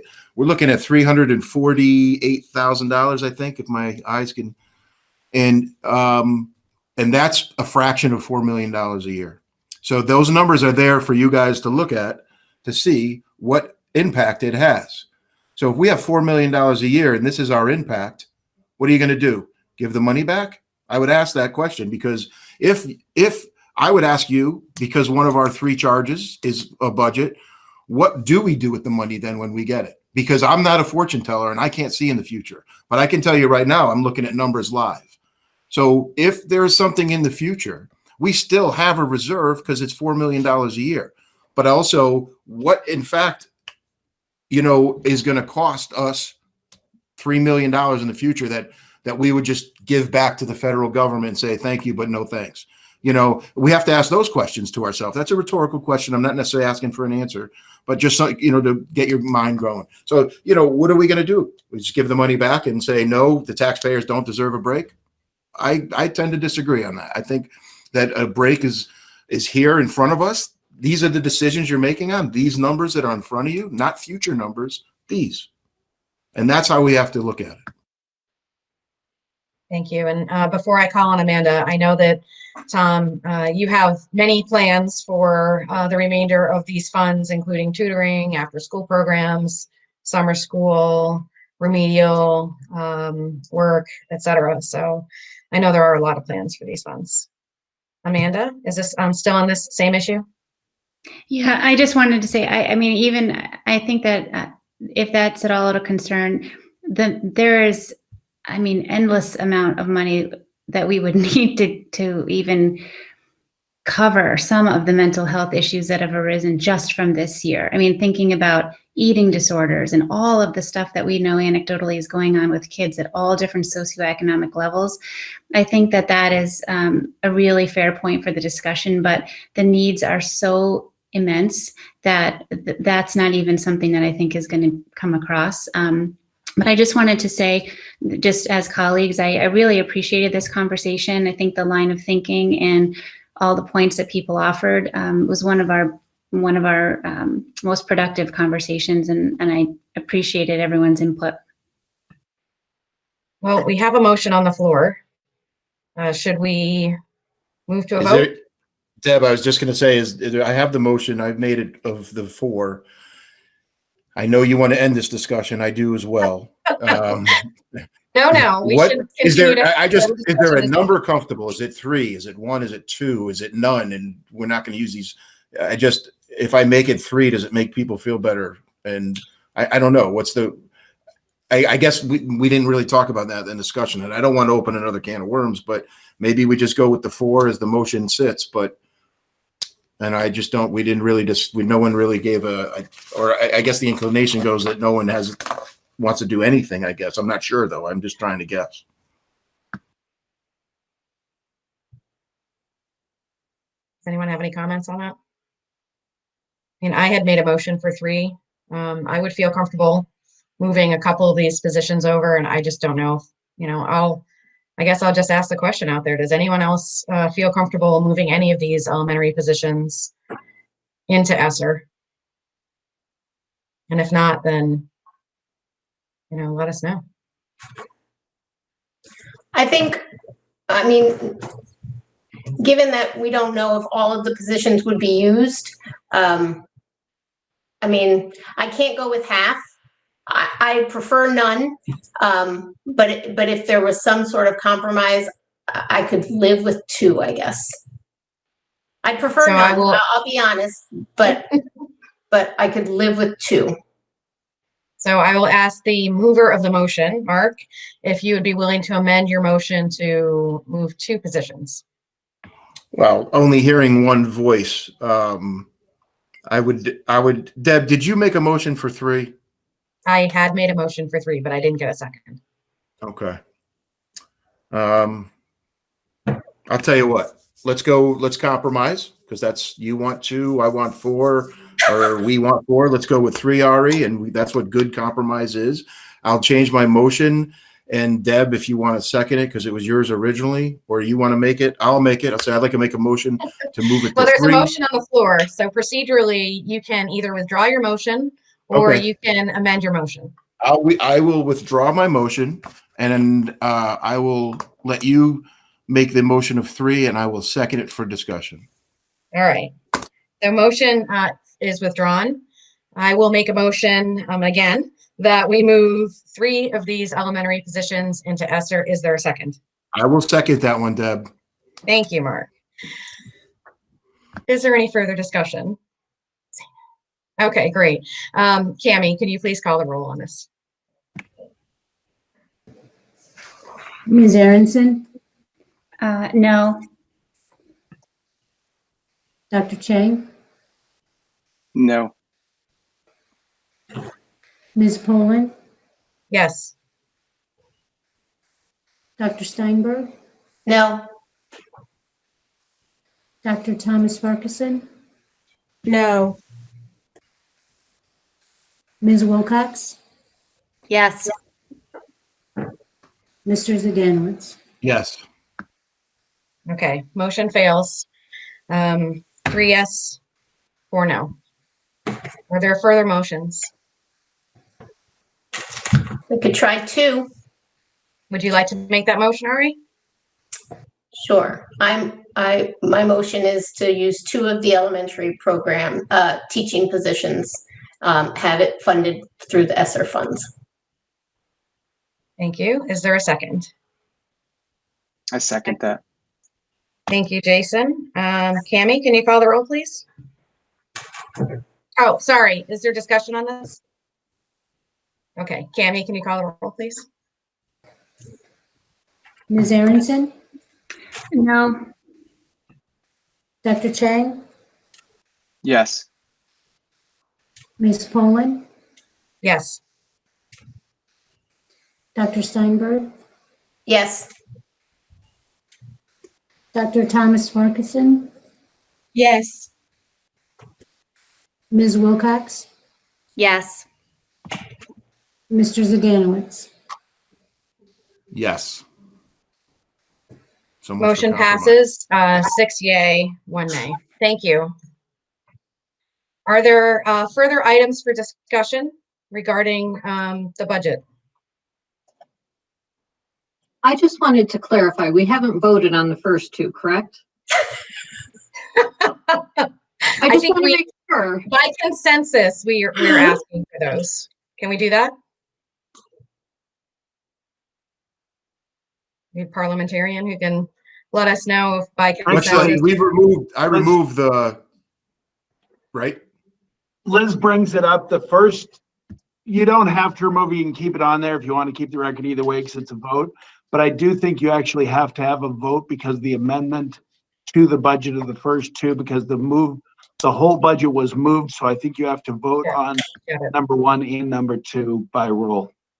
All right, so I will make a motion. Yeah. Yep, number 2, the ARP funds was voted on. You're That right. was a motion. So the first one was not. So this is the nutrition. Right. Yeah. Oh, wait, hold on. Wait, so Health- which the was health voted fund. on? The health fund. The nutrition one was voted on, right? Yep. Yes. So the health appropriation, we need to vote on that, right? All right. So the motion is to reduce the appropriation towards our health insurance for our staff by $225,000. I'll make that motion. Is there a second? So moved. Thank you, Lorna. Any further discussion on that? Great. All those in favor, please signify by saying aye. Aye. Aye. Any opposed? Say nay. Ayes have it. Super. All right. Are there any further discussions on any of the positions in the budget?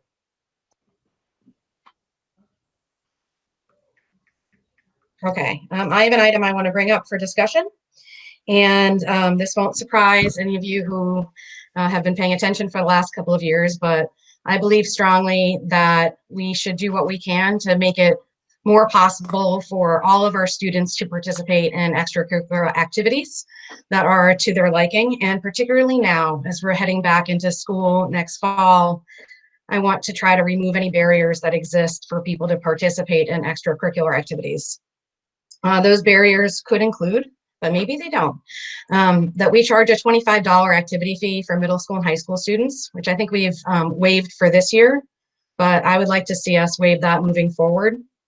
I know it's only $25, but it's just that little psychological barrier there for people to participate in extracurricular activities. And those include at the middle school, sometimes intramurals, different clubs like art club, music, and so forth. And at the high school, we have a pay-to-play fee for our sports, which is currently $175 per sport, and then capped at $700 per family per year. I would propose that for the next couple of years, we entirely remove these fees, the activity fees and the pay-to-play fees. And that would, I think, cost us about $450,000. Now, I know that's a big hit. So I would propose that we use our ESSER 3 funds, at least for the next year. And that would allow basically any student who wants to participate in an activity. And we know how important it is for people to feel that sense of community, that sense of belonging, whether their passion is soccer or art or social justice, or any of the many, many different activities that we offer at our schools. So with that said, I would make a motion that we remove activity fees and we eliminate the pay-to-play fees for the upcoming school year, pending the approval of ESSER 3 funds for the use of this purpose. We have a second, and then we can have discussion. Second, Mark Sedanowitz. Thank you, Mark. Does anyone have discussion on this item?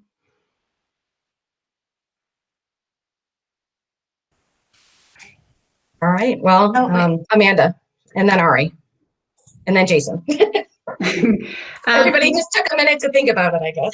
Yeah, I guess my first question is just some fact finding. So we know that the pay-to-play fees cover all kinds of different expenses that have to do with offsetting the cost to run sports. So if this were something that were to be, if we were to utilize ESSER funds for this, how does that then affect the allocation of coaches and all of the other things that the transportation costs? I mean, how do we figure out if you have a surge of kids signing up, do we then incur a lot of other costs to accommodate that surge? You know, what happens with that domino effect?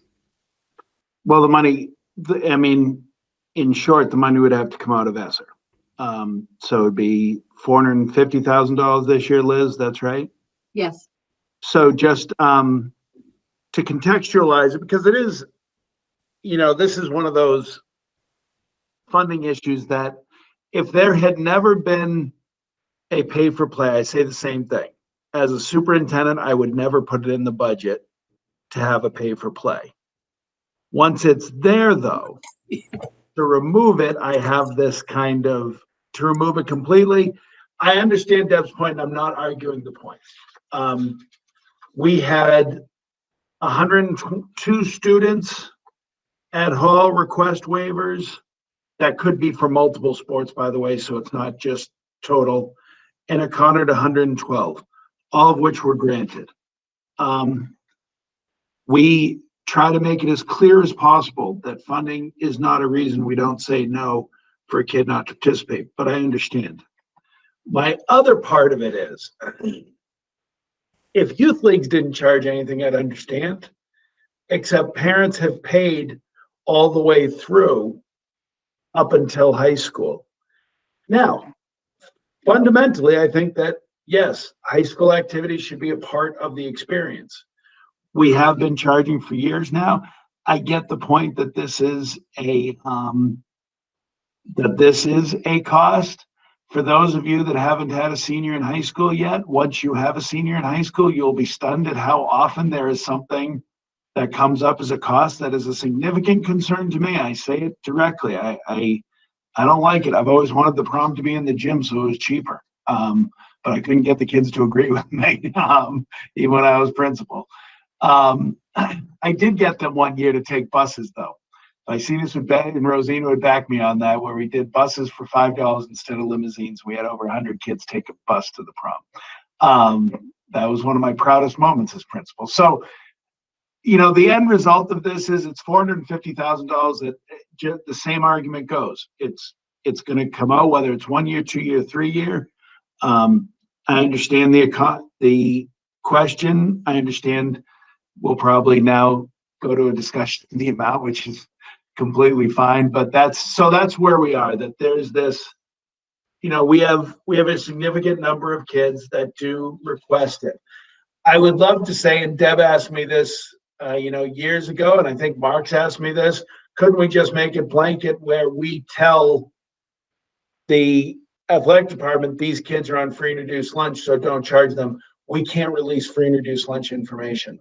It's one of the most direct things that we cannot share with parts within the school. So that's why we try to make it known.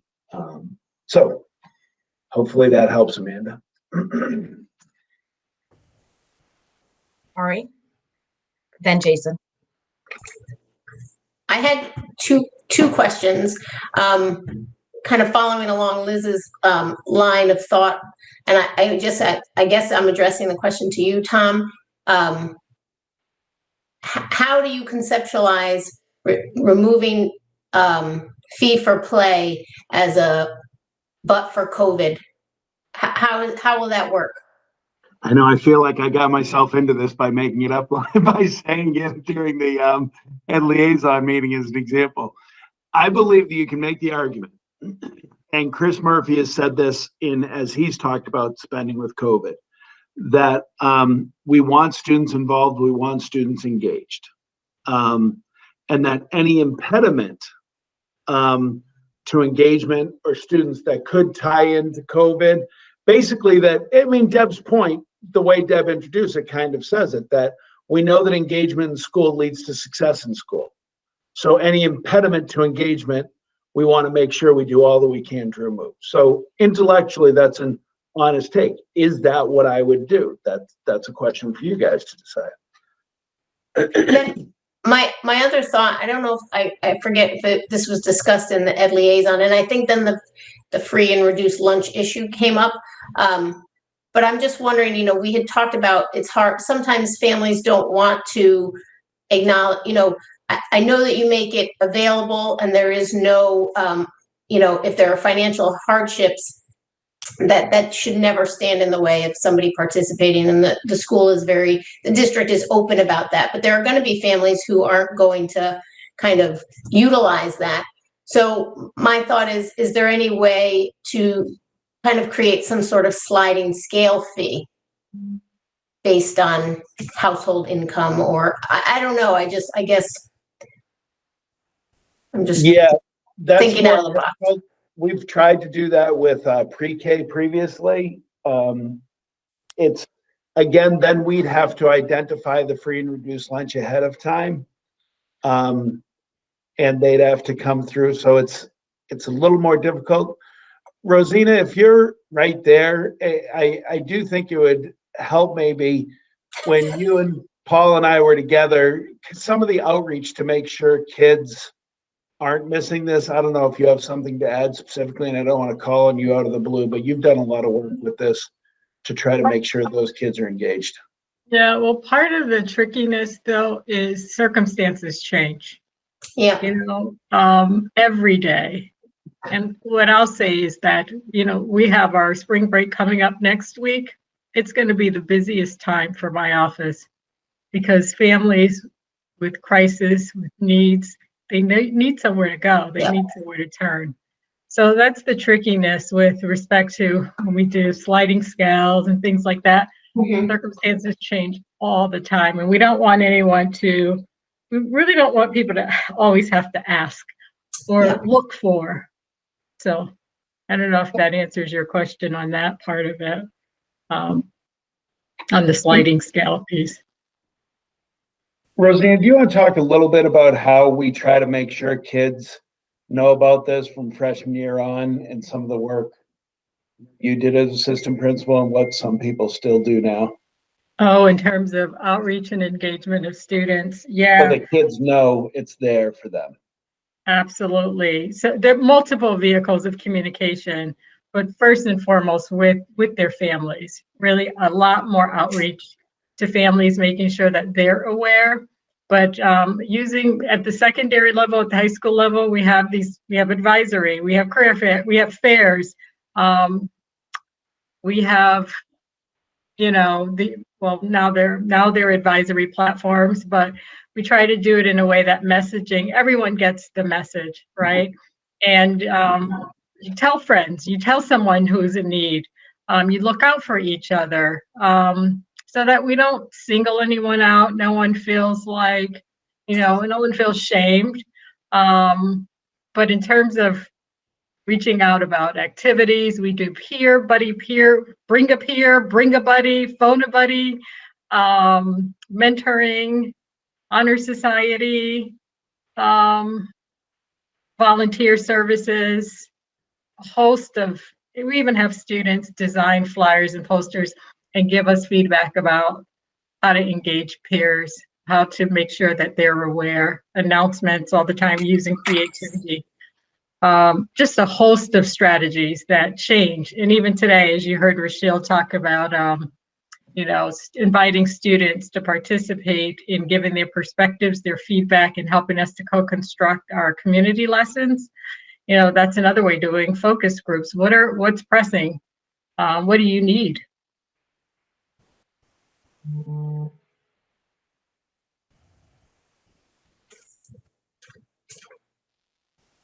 All right, does that answer your question?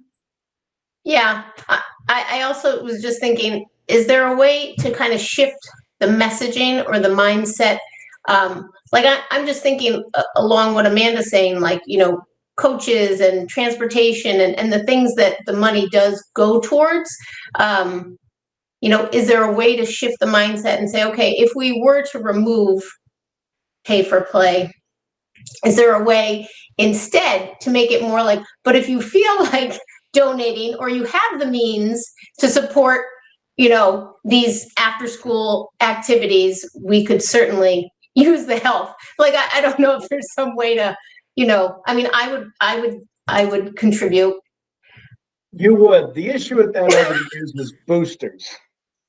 Boosters would also contribute, and then there tends to be we directly run this program, and that becomes that booster clubs we haven't had for a reason, especially tied to a sport. The one sliding scale piece that you see some districts do that I think is regressive that we don't, and I don't think there's an appetite here, is you do it by sport. So cross country is $100, but hockey's $950 because of those costs. Yeah. That's not something I've ever seen appetite for here. So just building off of Ari's question before we move on and get off of this exact topic, is one possibility that you make it a voluntary registration fee? That is a possibility. Okay. Well stated.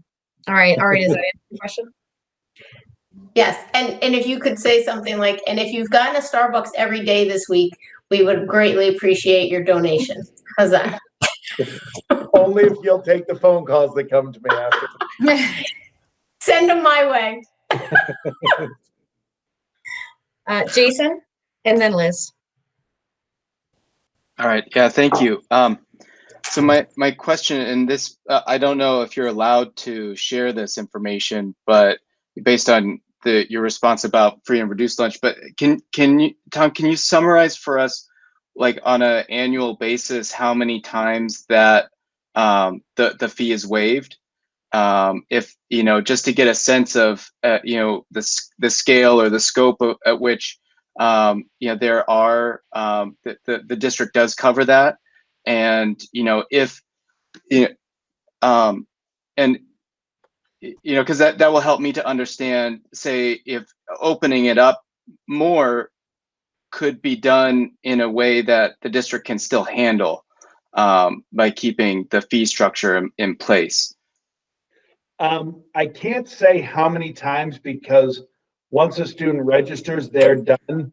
But so the only number I have is 102 people at Hall and 112 at Conard. That's our most recent data.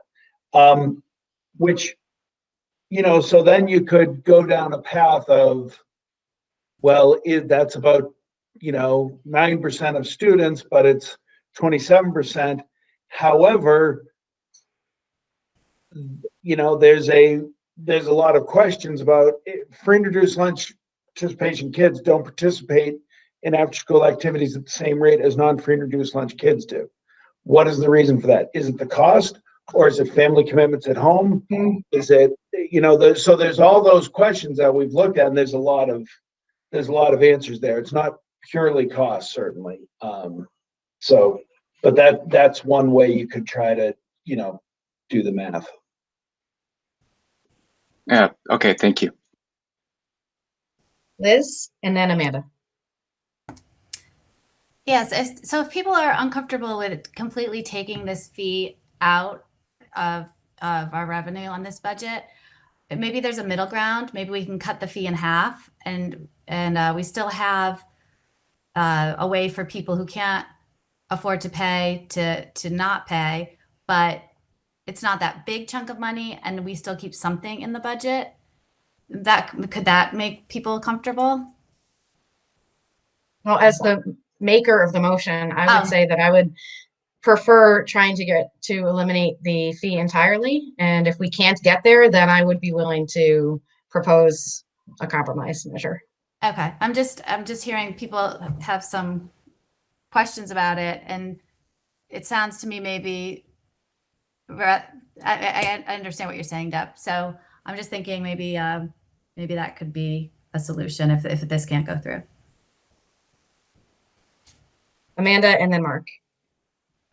Hi, thank you. My thoughts on this are that I would not support doing away with it entirely. I think that what I would rather see, because I do think we have a lot of people, philosophically, I don't agree with it. I don't think any of us like pay to play, but it is in the budget, and then trying to get it, if we take it out and then trying to get it back in when it's almost $500,000 is going to be really, really challenging. So I do think that we have a significant number of people in the community who can swing the sports costs and are comfortable paying for it. I mean, they'd probably rather not pay for it, but they can pay for it. So I would hate to do an all or nothing approach where we take out something so significant like that when there are a number of people who do have the capacity to pay for that. Because I think what would be happening is we'd be taking away, that money that we would be absorbing that dollar amount for would be coming from another area. So what I would rather see us do is do what our district is so good at doing, targeted strategic efforts on things. So to be, do that really kind of next level education for people to say, truly, like going into these next few years, we do not want the cost to be a barrier. We know that there's people for whom you're already talking to us. There's people who are comfortable paying for it, and thank you for continuing.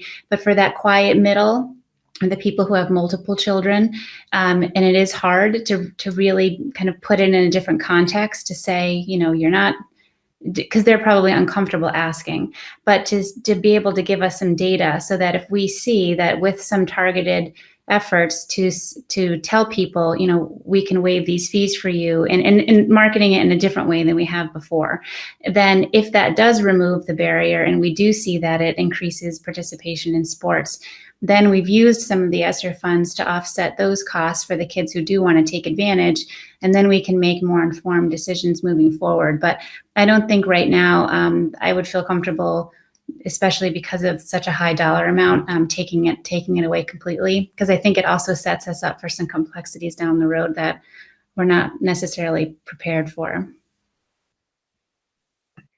Thank you. Mark? So COVID hit all of us, not the rich, not the poor. It hit all of us, and it hit everyone, and everyone's feeling, a lot of people were out of work, wealthy or not, gone through savings. This is across the board where it touches everybody's. Our sports in West Hartford, I forgot the numbers and I don't want to make it up, but it's a significant percentage of students participate in sports. We have the largest cross-country team in the state, and both boys and girls. And you want to talk about COVID relief, and you want to talk about taking care of our taxpayers and such. This is an opportunity. This whole COVID money, ESSER 3, is an opportunity to help those. If we can reach out just 1 year, and help people, it works. And I'm disappointed that I don't hear an appetite for it. And we're not taking anything out of the classrooms. We're leaving everything intact. And we have the opportunity to really do some great things here and help people at all levels across the board in this town. And this is another opportunity that we should take advantage of. And, I understand about, if you go into Starbucks, then you can afford to pay it. And not always. you know, perception's not always the rule. And I don't see how we could do it on a volunteer basis. There has to be something in place. But I'm open to any discussion, I guess. But I'm at this, been out a long time. I'm frustrated that here's an opportunity, a real opportunity to save people money. Not just this particular one. I'm talking a lot of different places. And no one has an appetite to help save money by still leaving everything intact. Thank you. Lorna? Yes, again, appreciate the robust discussion. And I know this has been a topic that has been brought forth for several years now. And I have to say, in terms of my thoughts of how to respond, again, recognizing where we are with COVID, where we were, recognizing how many individuals, families have been impacted by it, I do see a reason for looking into what has been proposed as a motion. For various reasons. I certainly understand the rationale that has been proposed in terms of fiscally, how it may be challenging down the road and how it may not offset the budget in a favorable way. But I'm also thinking about the benefits if this were put into place where there was not the additional expense of having to pay to play. And as has been shared by Madam Chair in terms of the benefits of participating in extracurricular activities, sporting events, certainly our colleague, Mark, you have certainly advocated for this as well. We know there are many benefits for involving in extracurricular activities and sporting activities. And of all that these young people have been through for the past year, we certainly want to, I believe, want to try to find as many ways for them to be involved and to help promote involvement and balance of their social emotional functioning. I do recognize that, yes, our town, there are individuals who may be able to financially afford to do this, but I also do recognize that there are many families that have been very much impacted by the restraints put in place because of the pandemic. And I know that there are many individuals, and pardon me for sounding a bit, I can't find the right word other than saying that are fronting, that are pretending because they are strapped. And those that may go to Starbucks, they may use that same cup and make their coffee at home and then go out and drink their Starbucks. And so I don't say that to be sarcastic at all. I say that because that's the real talk of it. And there are many households where they are financially strained, but because of image, because of stigma, they may not share that. And so if an opportunity for a wide brush approach is put in place where all children in town are able to participate without the additional expense, without having to feel as though they have to out themselves by saying, hey, I need help. We don't want to, we never have wanted to do that. So I'm not at all suggesting that when those efforts have been put in place, that is of our doing. But I think if there's an opportunity to at least for a year to give households an opportunity for their children to participate without the added expense, that is something I certainly am willing to consider.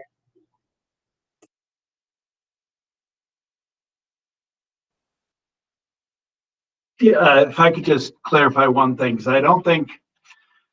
I think you're proposing this contingent on it being able to be used by ESSER, correct, Deb? Like you wouldn't want an addition to the general fund for this. Correct. Okay. That's fair. There's a chance if this passed and we put it in that we were told that this couldn't be used, we would have time to make that amendment before the fall, but that would be something we would have to come back to the budget and do if it were said that we couldn't. The other thing I'd say is this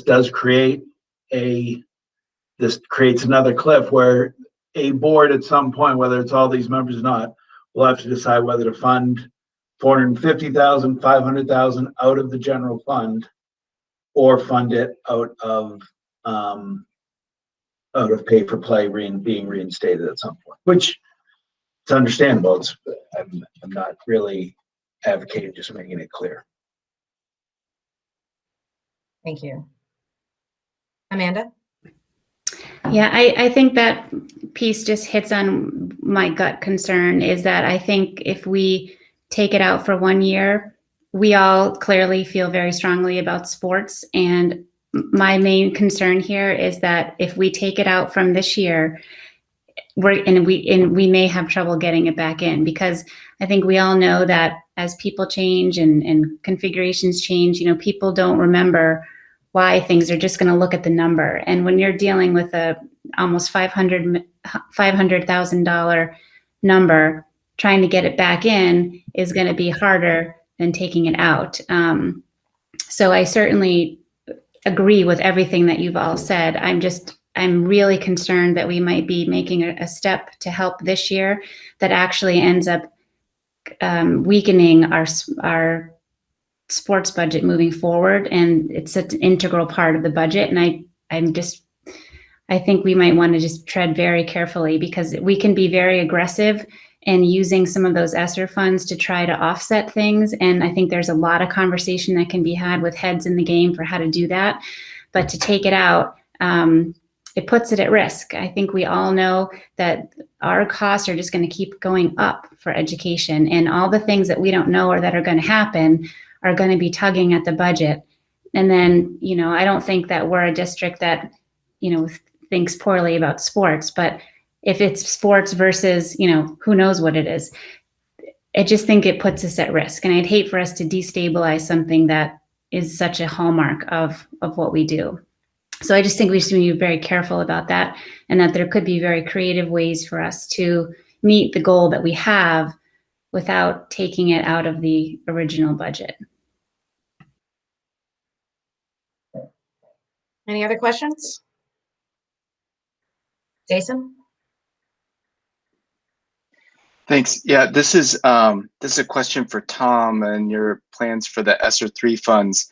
Does that include any of the other like summer programs that would have sports included in that? So this is a question that came up with the town council about combination. Sports during the summer are not really something that we do. Camps during the summer are not really something that we do.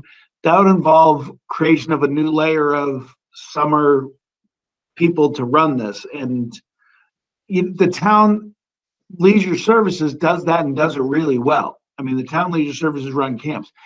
I'm happy to partner with them, and we do, for our locations, for our facilities. I'll sign on with grants that this is great to help our kids. I'm still not as sanguine on us running things during the summer. We could choose to. We could decide, okay, those basketball camps that are run, we'll run them during the schools during the summer. That's just a different avenue. And to be honest with you, the way the funding is going, like for this summer, everybody's on this summer, we're doing a lot of work right now to get our academic work up during the summer. And it doesn't mean I don't believe in the importance of the camps, the athletics, and everything else for the summer, because I absolutely do, and I support it. I just don't know that the schools, and it's not just us, I had a conversation with superintendents about it today everywhere. I think we need to see partnerships with YMCA, Boys and Girls Clubs of Connecticut, and trying to really use those community organizations to fill that need. And then maybe you can plan out into the future and you can kind of build up that infrastructure. But we're at April vacation next week, and we hired our summer school teachers before, so it's kind of, there's a timing question here too. So I hope that answers your question. Yeah, thank you. Because part of it is trying to gauge where the capacity is, and to gauge the degree to which sports has been included in a kind of holistic picture for the use of the funds in your early stage thinking. And because to me, there's another factor which I definitely agree that lowering the barrier to entry does generate a lot more opportunity, but I think the discussion is helping me to understand that that's not the only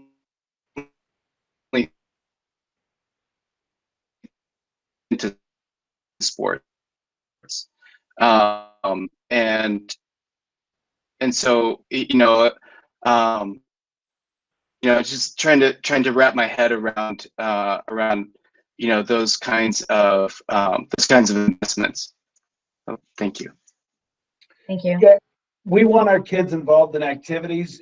Deb made the same point in fairness about clubs and activities, music and the money that goes into that, and how do we offset those costs for kids too, which is going to be something we're looking at closely also. Any other discussion on this item? All right, let's go to the vote. Cammie, can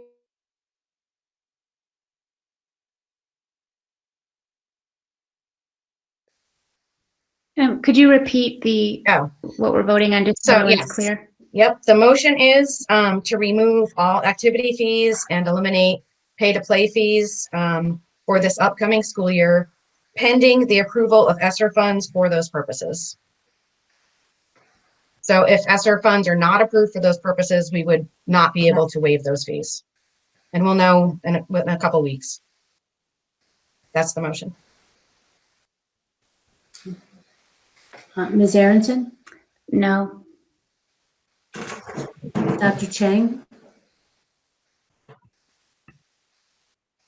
No. Ms. Poland? Yes.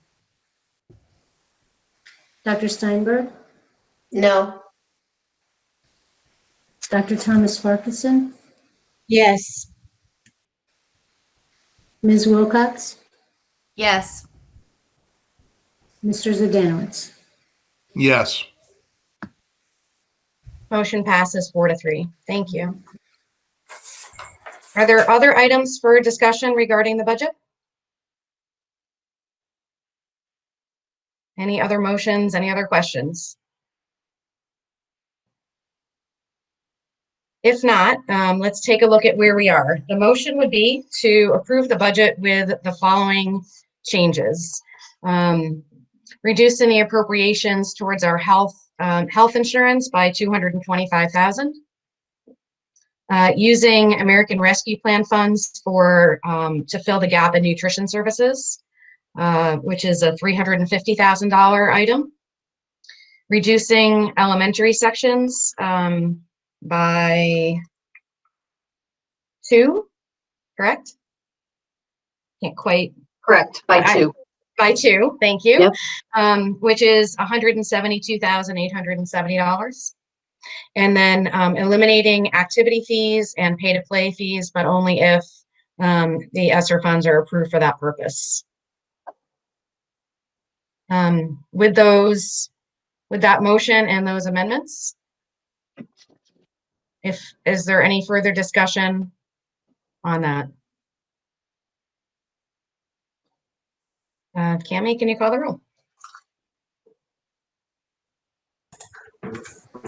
Ms. Aronson? Wait, Marcus wants Oh, sorry, Mark. I didn't see you. Sorry, you were cutting in and out. Are we voting on just this right here or the entire budget? I'm sorry, because you're cutting out. Yeah, sorry about that. It's the budget with all of the amendments that we've adopted. So it's the total budget with the amendments. Okay, thank you. Yep. And Liz, before we do the vote, actually, Liz Hewitt, can you share with us then what that makes our budget and what the percentage increase is for those of us who are having a little bit of trouble seeing? Yep, exactly. Don't feel like putting glasses on. I can also try to make it a little bigger. There we go. So the 3 amendments that you have adopted total $747,870. That brings our total budget to $175,556,055, which is an increase of 1.85% over the 2021 revised adopted budget. Thank you. Okay, now let's go to the roll. Ms. Aronson? Yes. Dr. Chang? Yes. Ms. Poland? Yes. Dr. Steinberg? Yes. Dr. Thomas Farquharson? Yes. Ms. Wilcox? Yes. Mr. Zdanowitz? No. Okay, thank you. Motion passes 6-1. Before we move on, I just want to take the pleasure of the chair for a moment and thank Tom, Liz, and the whole team for thinking creatively and for always putting first the needs of our students and families. I also want to thank our teachers, our TAs, our paras, our school nurses, maintenance crews, cafeteria workers, administrators, all of our school staff who've worked day and night, night and day to provide education to the youngest residents of our town. And to our kids and families across the district, your patience and support this year has been so remarkable. We truly have relied on the partnership that we always talk about between our schools and home. And I also want to thank my colleagues around the board table, if it were, for this really thoughtful and robust discussion. And I think we have tried to tease out what we can pay for with what funding, but always with the knowledge that those of us who have been elected to serve on the Board of Education are trying to do our very best for our students and families in town. This budget seeks to serve the needs of our students across the district, and the needs are varied. It's not just reading, writing, arithmetic anymore. It's about providing a holistic, high-quality education. It's about promoting diversity, it's about promoting equity, and providing health services when needed, and all kinds of support services to our families, all with the goal of helping our children succeed through our schools and succeed in life. So again, I just really wanted to send my thanks to all of you for engaging in this discussion, and in advance to people in town for supporting this budget. So with that, we will move to staff communications and reports and the superintendent's report.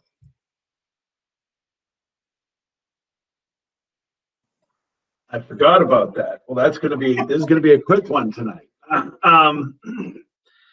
Quick update on a few things. First, some very good news. Once again, West Hartford was named by the NAM Foundation Best Community for Music Education Award. This is held true every year since I've been in central office. It's a great recognition.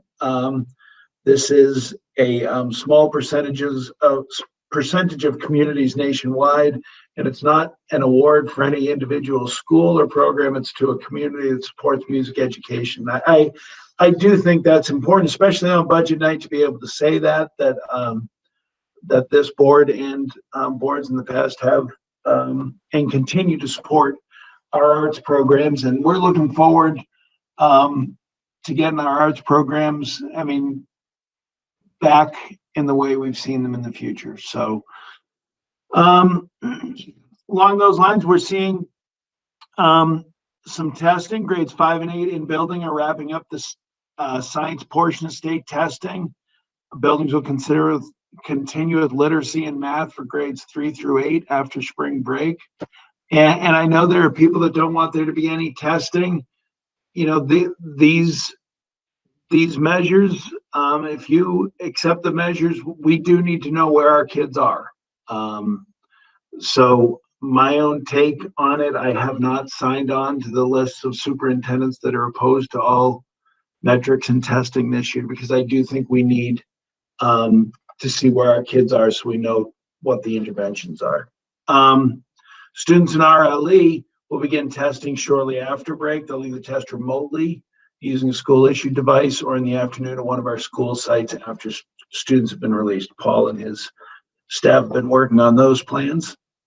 Grade 11 students, as you know, recently took the SAT and are in the midst of taking the state science test in their science classes. So now it's springtime, and this is also the time that we see our seniors getting ready, and this week coming up is a big study week for a lot of kids as they get ready for the AP exams that will hopefully get them college credit. A couple things that I don't want to call announcements because we've talked about them before. We talked at the mid-year. We didn't have mid-year exams, and we said that if things didn't change at the end of the year, we probably wouldn't have final exams. as semester courses at mid-years are really final exams anyway. And really the notion that we take a week away from instruction to have finals in classes isn't something that our principals and Paul and his staff, and as we talk to department supervisors and teachers, and frankly our kids, we're really excited about to bring back finals this year. If the juice was worth the squeeze, or if we needed that instructional time, especially now that we have our kids all back in together. So we're not going to have finals in the traditional sense where we're releasing kids from school during that week in the same way. So that word's going out now. And, you know, I was with a meeting with a group of principals today. Andy was on a call, Department of Public Health. Mitigation strategies we're going to need to have in place. And I will say I spoke to our health district this morning, and we are trying to set up a vaccination clinic at both Hall and Conard with Pfizer for 16 to 18-year-olds. We have to get the provider. That's the thing. It kind of shifts from the health district to a different provider because of Pfizer. And so there's some logistical challenges with this, but we'll probably have an announcement at our next board meeting, since there's vacation in between, about when that will be. We'll communicate out with parents. That's not to tell parents don't get your kid a vaccine if they can get one in the meantime, because certainly as kids are eligible, you know, that's something that will work out well. But that would be a Pfizer vaccine, because that's what's approved for 16 to 18-year-olds. Along those lines of mitigation strategies, I mentioned this during one of our budget workshops, and it does look like we'll have to go back to a block schedule for middle school and high school in the fall. It's basically two chief reasons. It cuts down on the traffic in the hallways during the number of times that you go. And for contact tracing purposes, a kid only has contact in those 4 periods that day. And because of perhaps a study hall, it's really only 3 periods that day. So it cuts the number of contacts in half for any child that could possibly test positive, or staff member for that matter, although with vaccinations, that's less the case. And we're hoping we can move away from this. We're hoping that the numbers will drop significantly enough, but we have to plan for next year. And this is something that I'm a little bit, you know, I made a commitment to people that this wasn't a plan for us to get block scheduling in last year, that this was just because of the pandemic, and I was hoping that we'd be done with that this year. So if somebody says I'm going against my word, that they're not wrong. I might argue about semantics, but realistically, for pandemic purposes, Department of Public Health and other superintendents in the area, we're kind of coming to the same conclusions about this, and all those places that institute block for this year are basically keeping it for next year. So Paul is working with our principals to get feedback from staff, feedback from students about what worked in block this year, what kind of things we might want to see shifts, how do we put a lunch in block, and what does it look like for next year. So we'll announce formally once we can announce exactly what we're doing, but it's certainly looking like block schedule will be the reality for middle and high school for next year, and which does bring the potential of creative scheduling, as we saw this year, where you can load first period, fourth period, fifth period, and eighth period as where you have your study halls. So kids can either have late arrival or early dismissal if that fits into their schedule that way. So there are certainly some benefits that come with block scheduling. Some teachers love it. Some teachers don't love it as much, or would rather the daily contact. And that's a discussion that the board can create an ad hoc committee to discuss and look at block scheduling over the next school year. I think that's legitimate.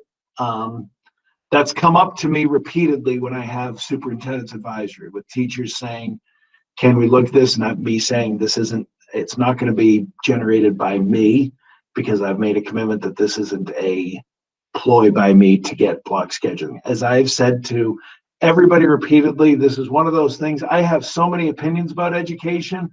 I am a block scheduling agnostic. I will tell you that directly. I am not passionate either way on this topic.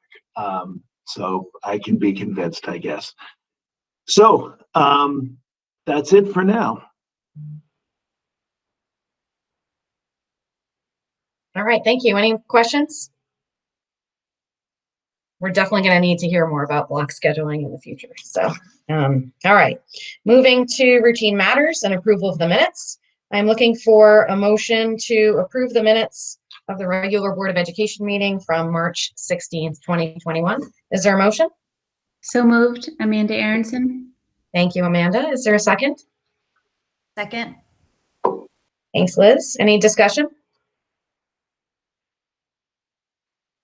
If not, I will try your minds. All those in favor of approval of the minutes, please signify by saying aye. Aye.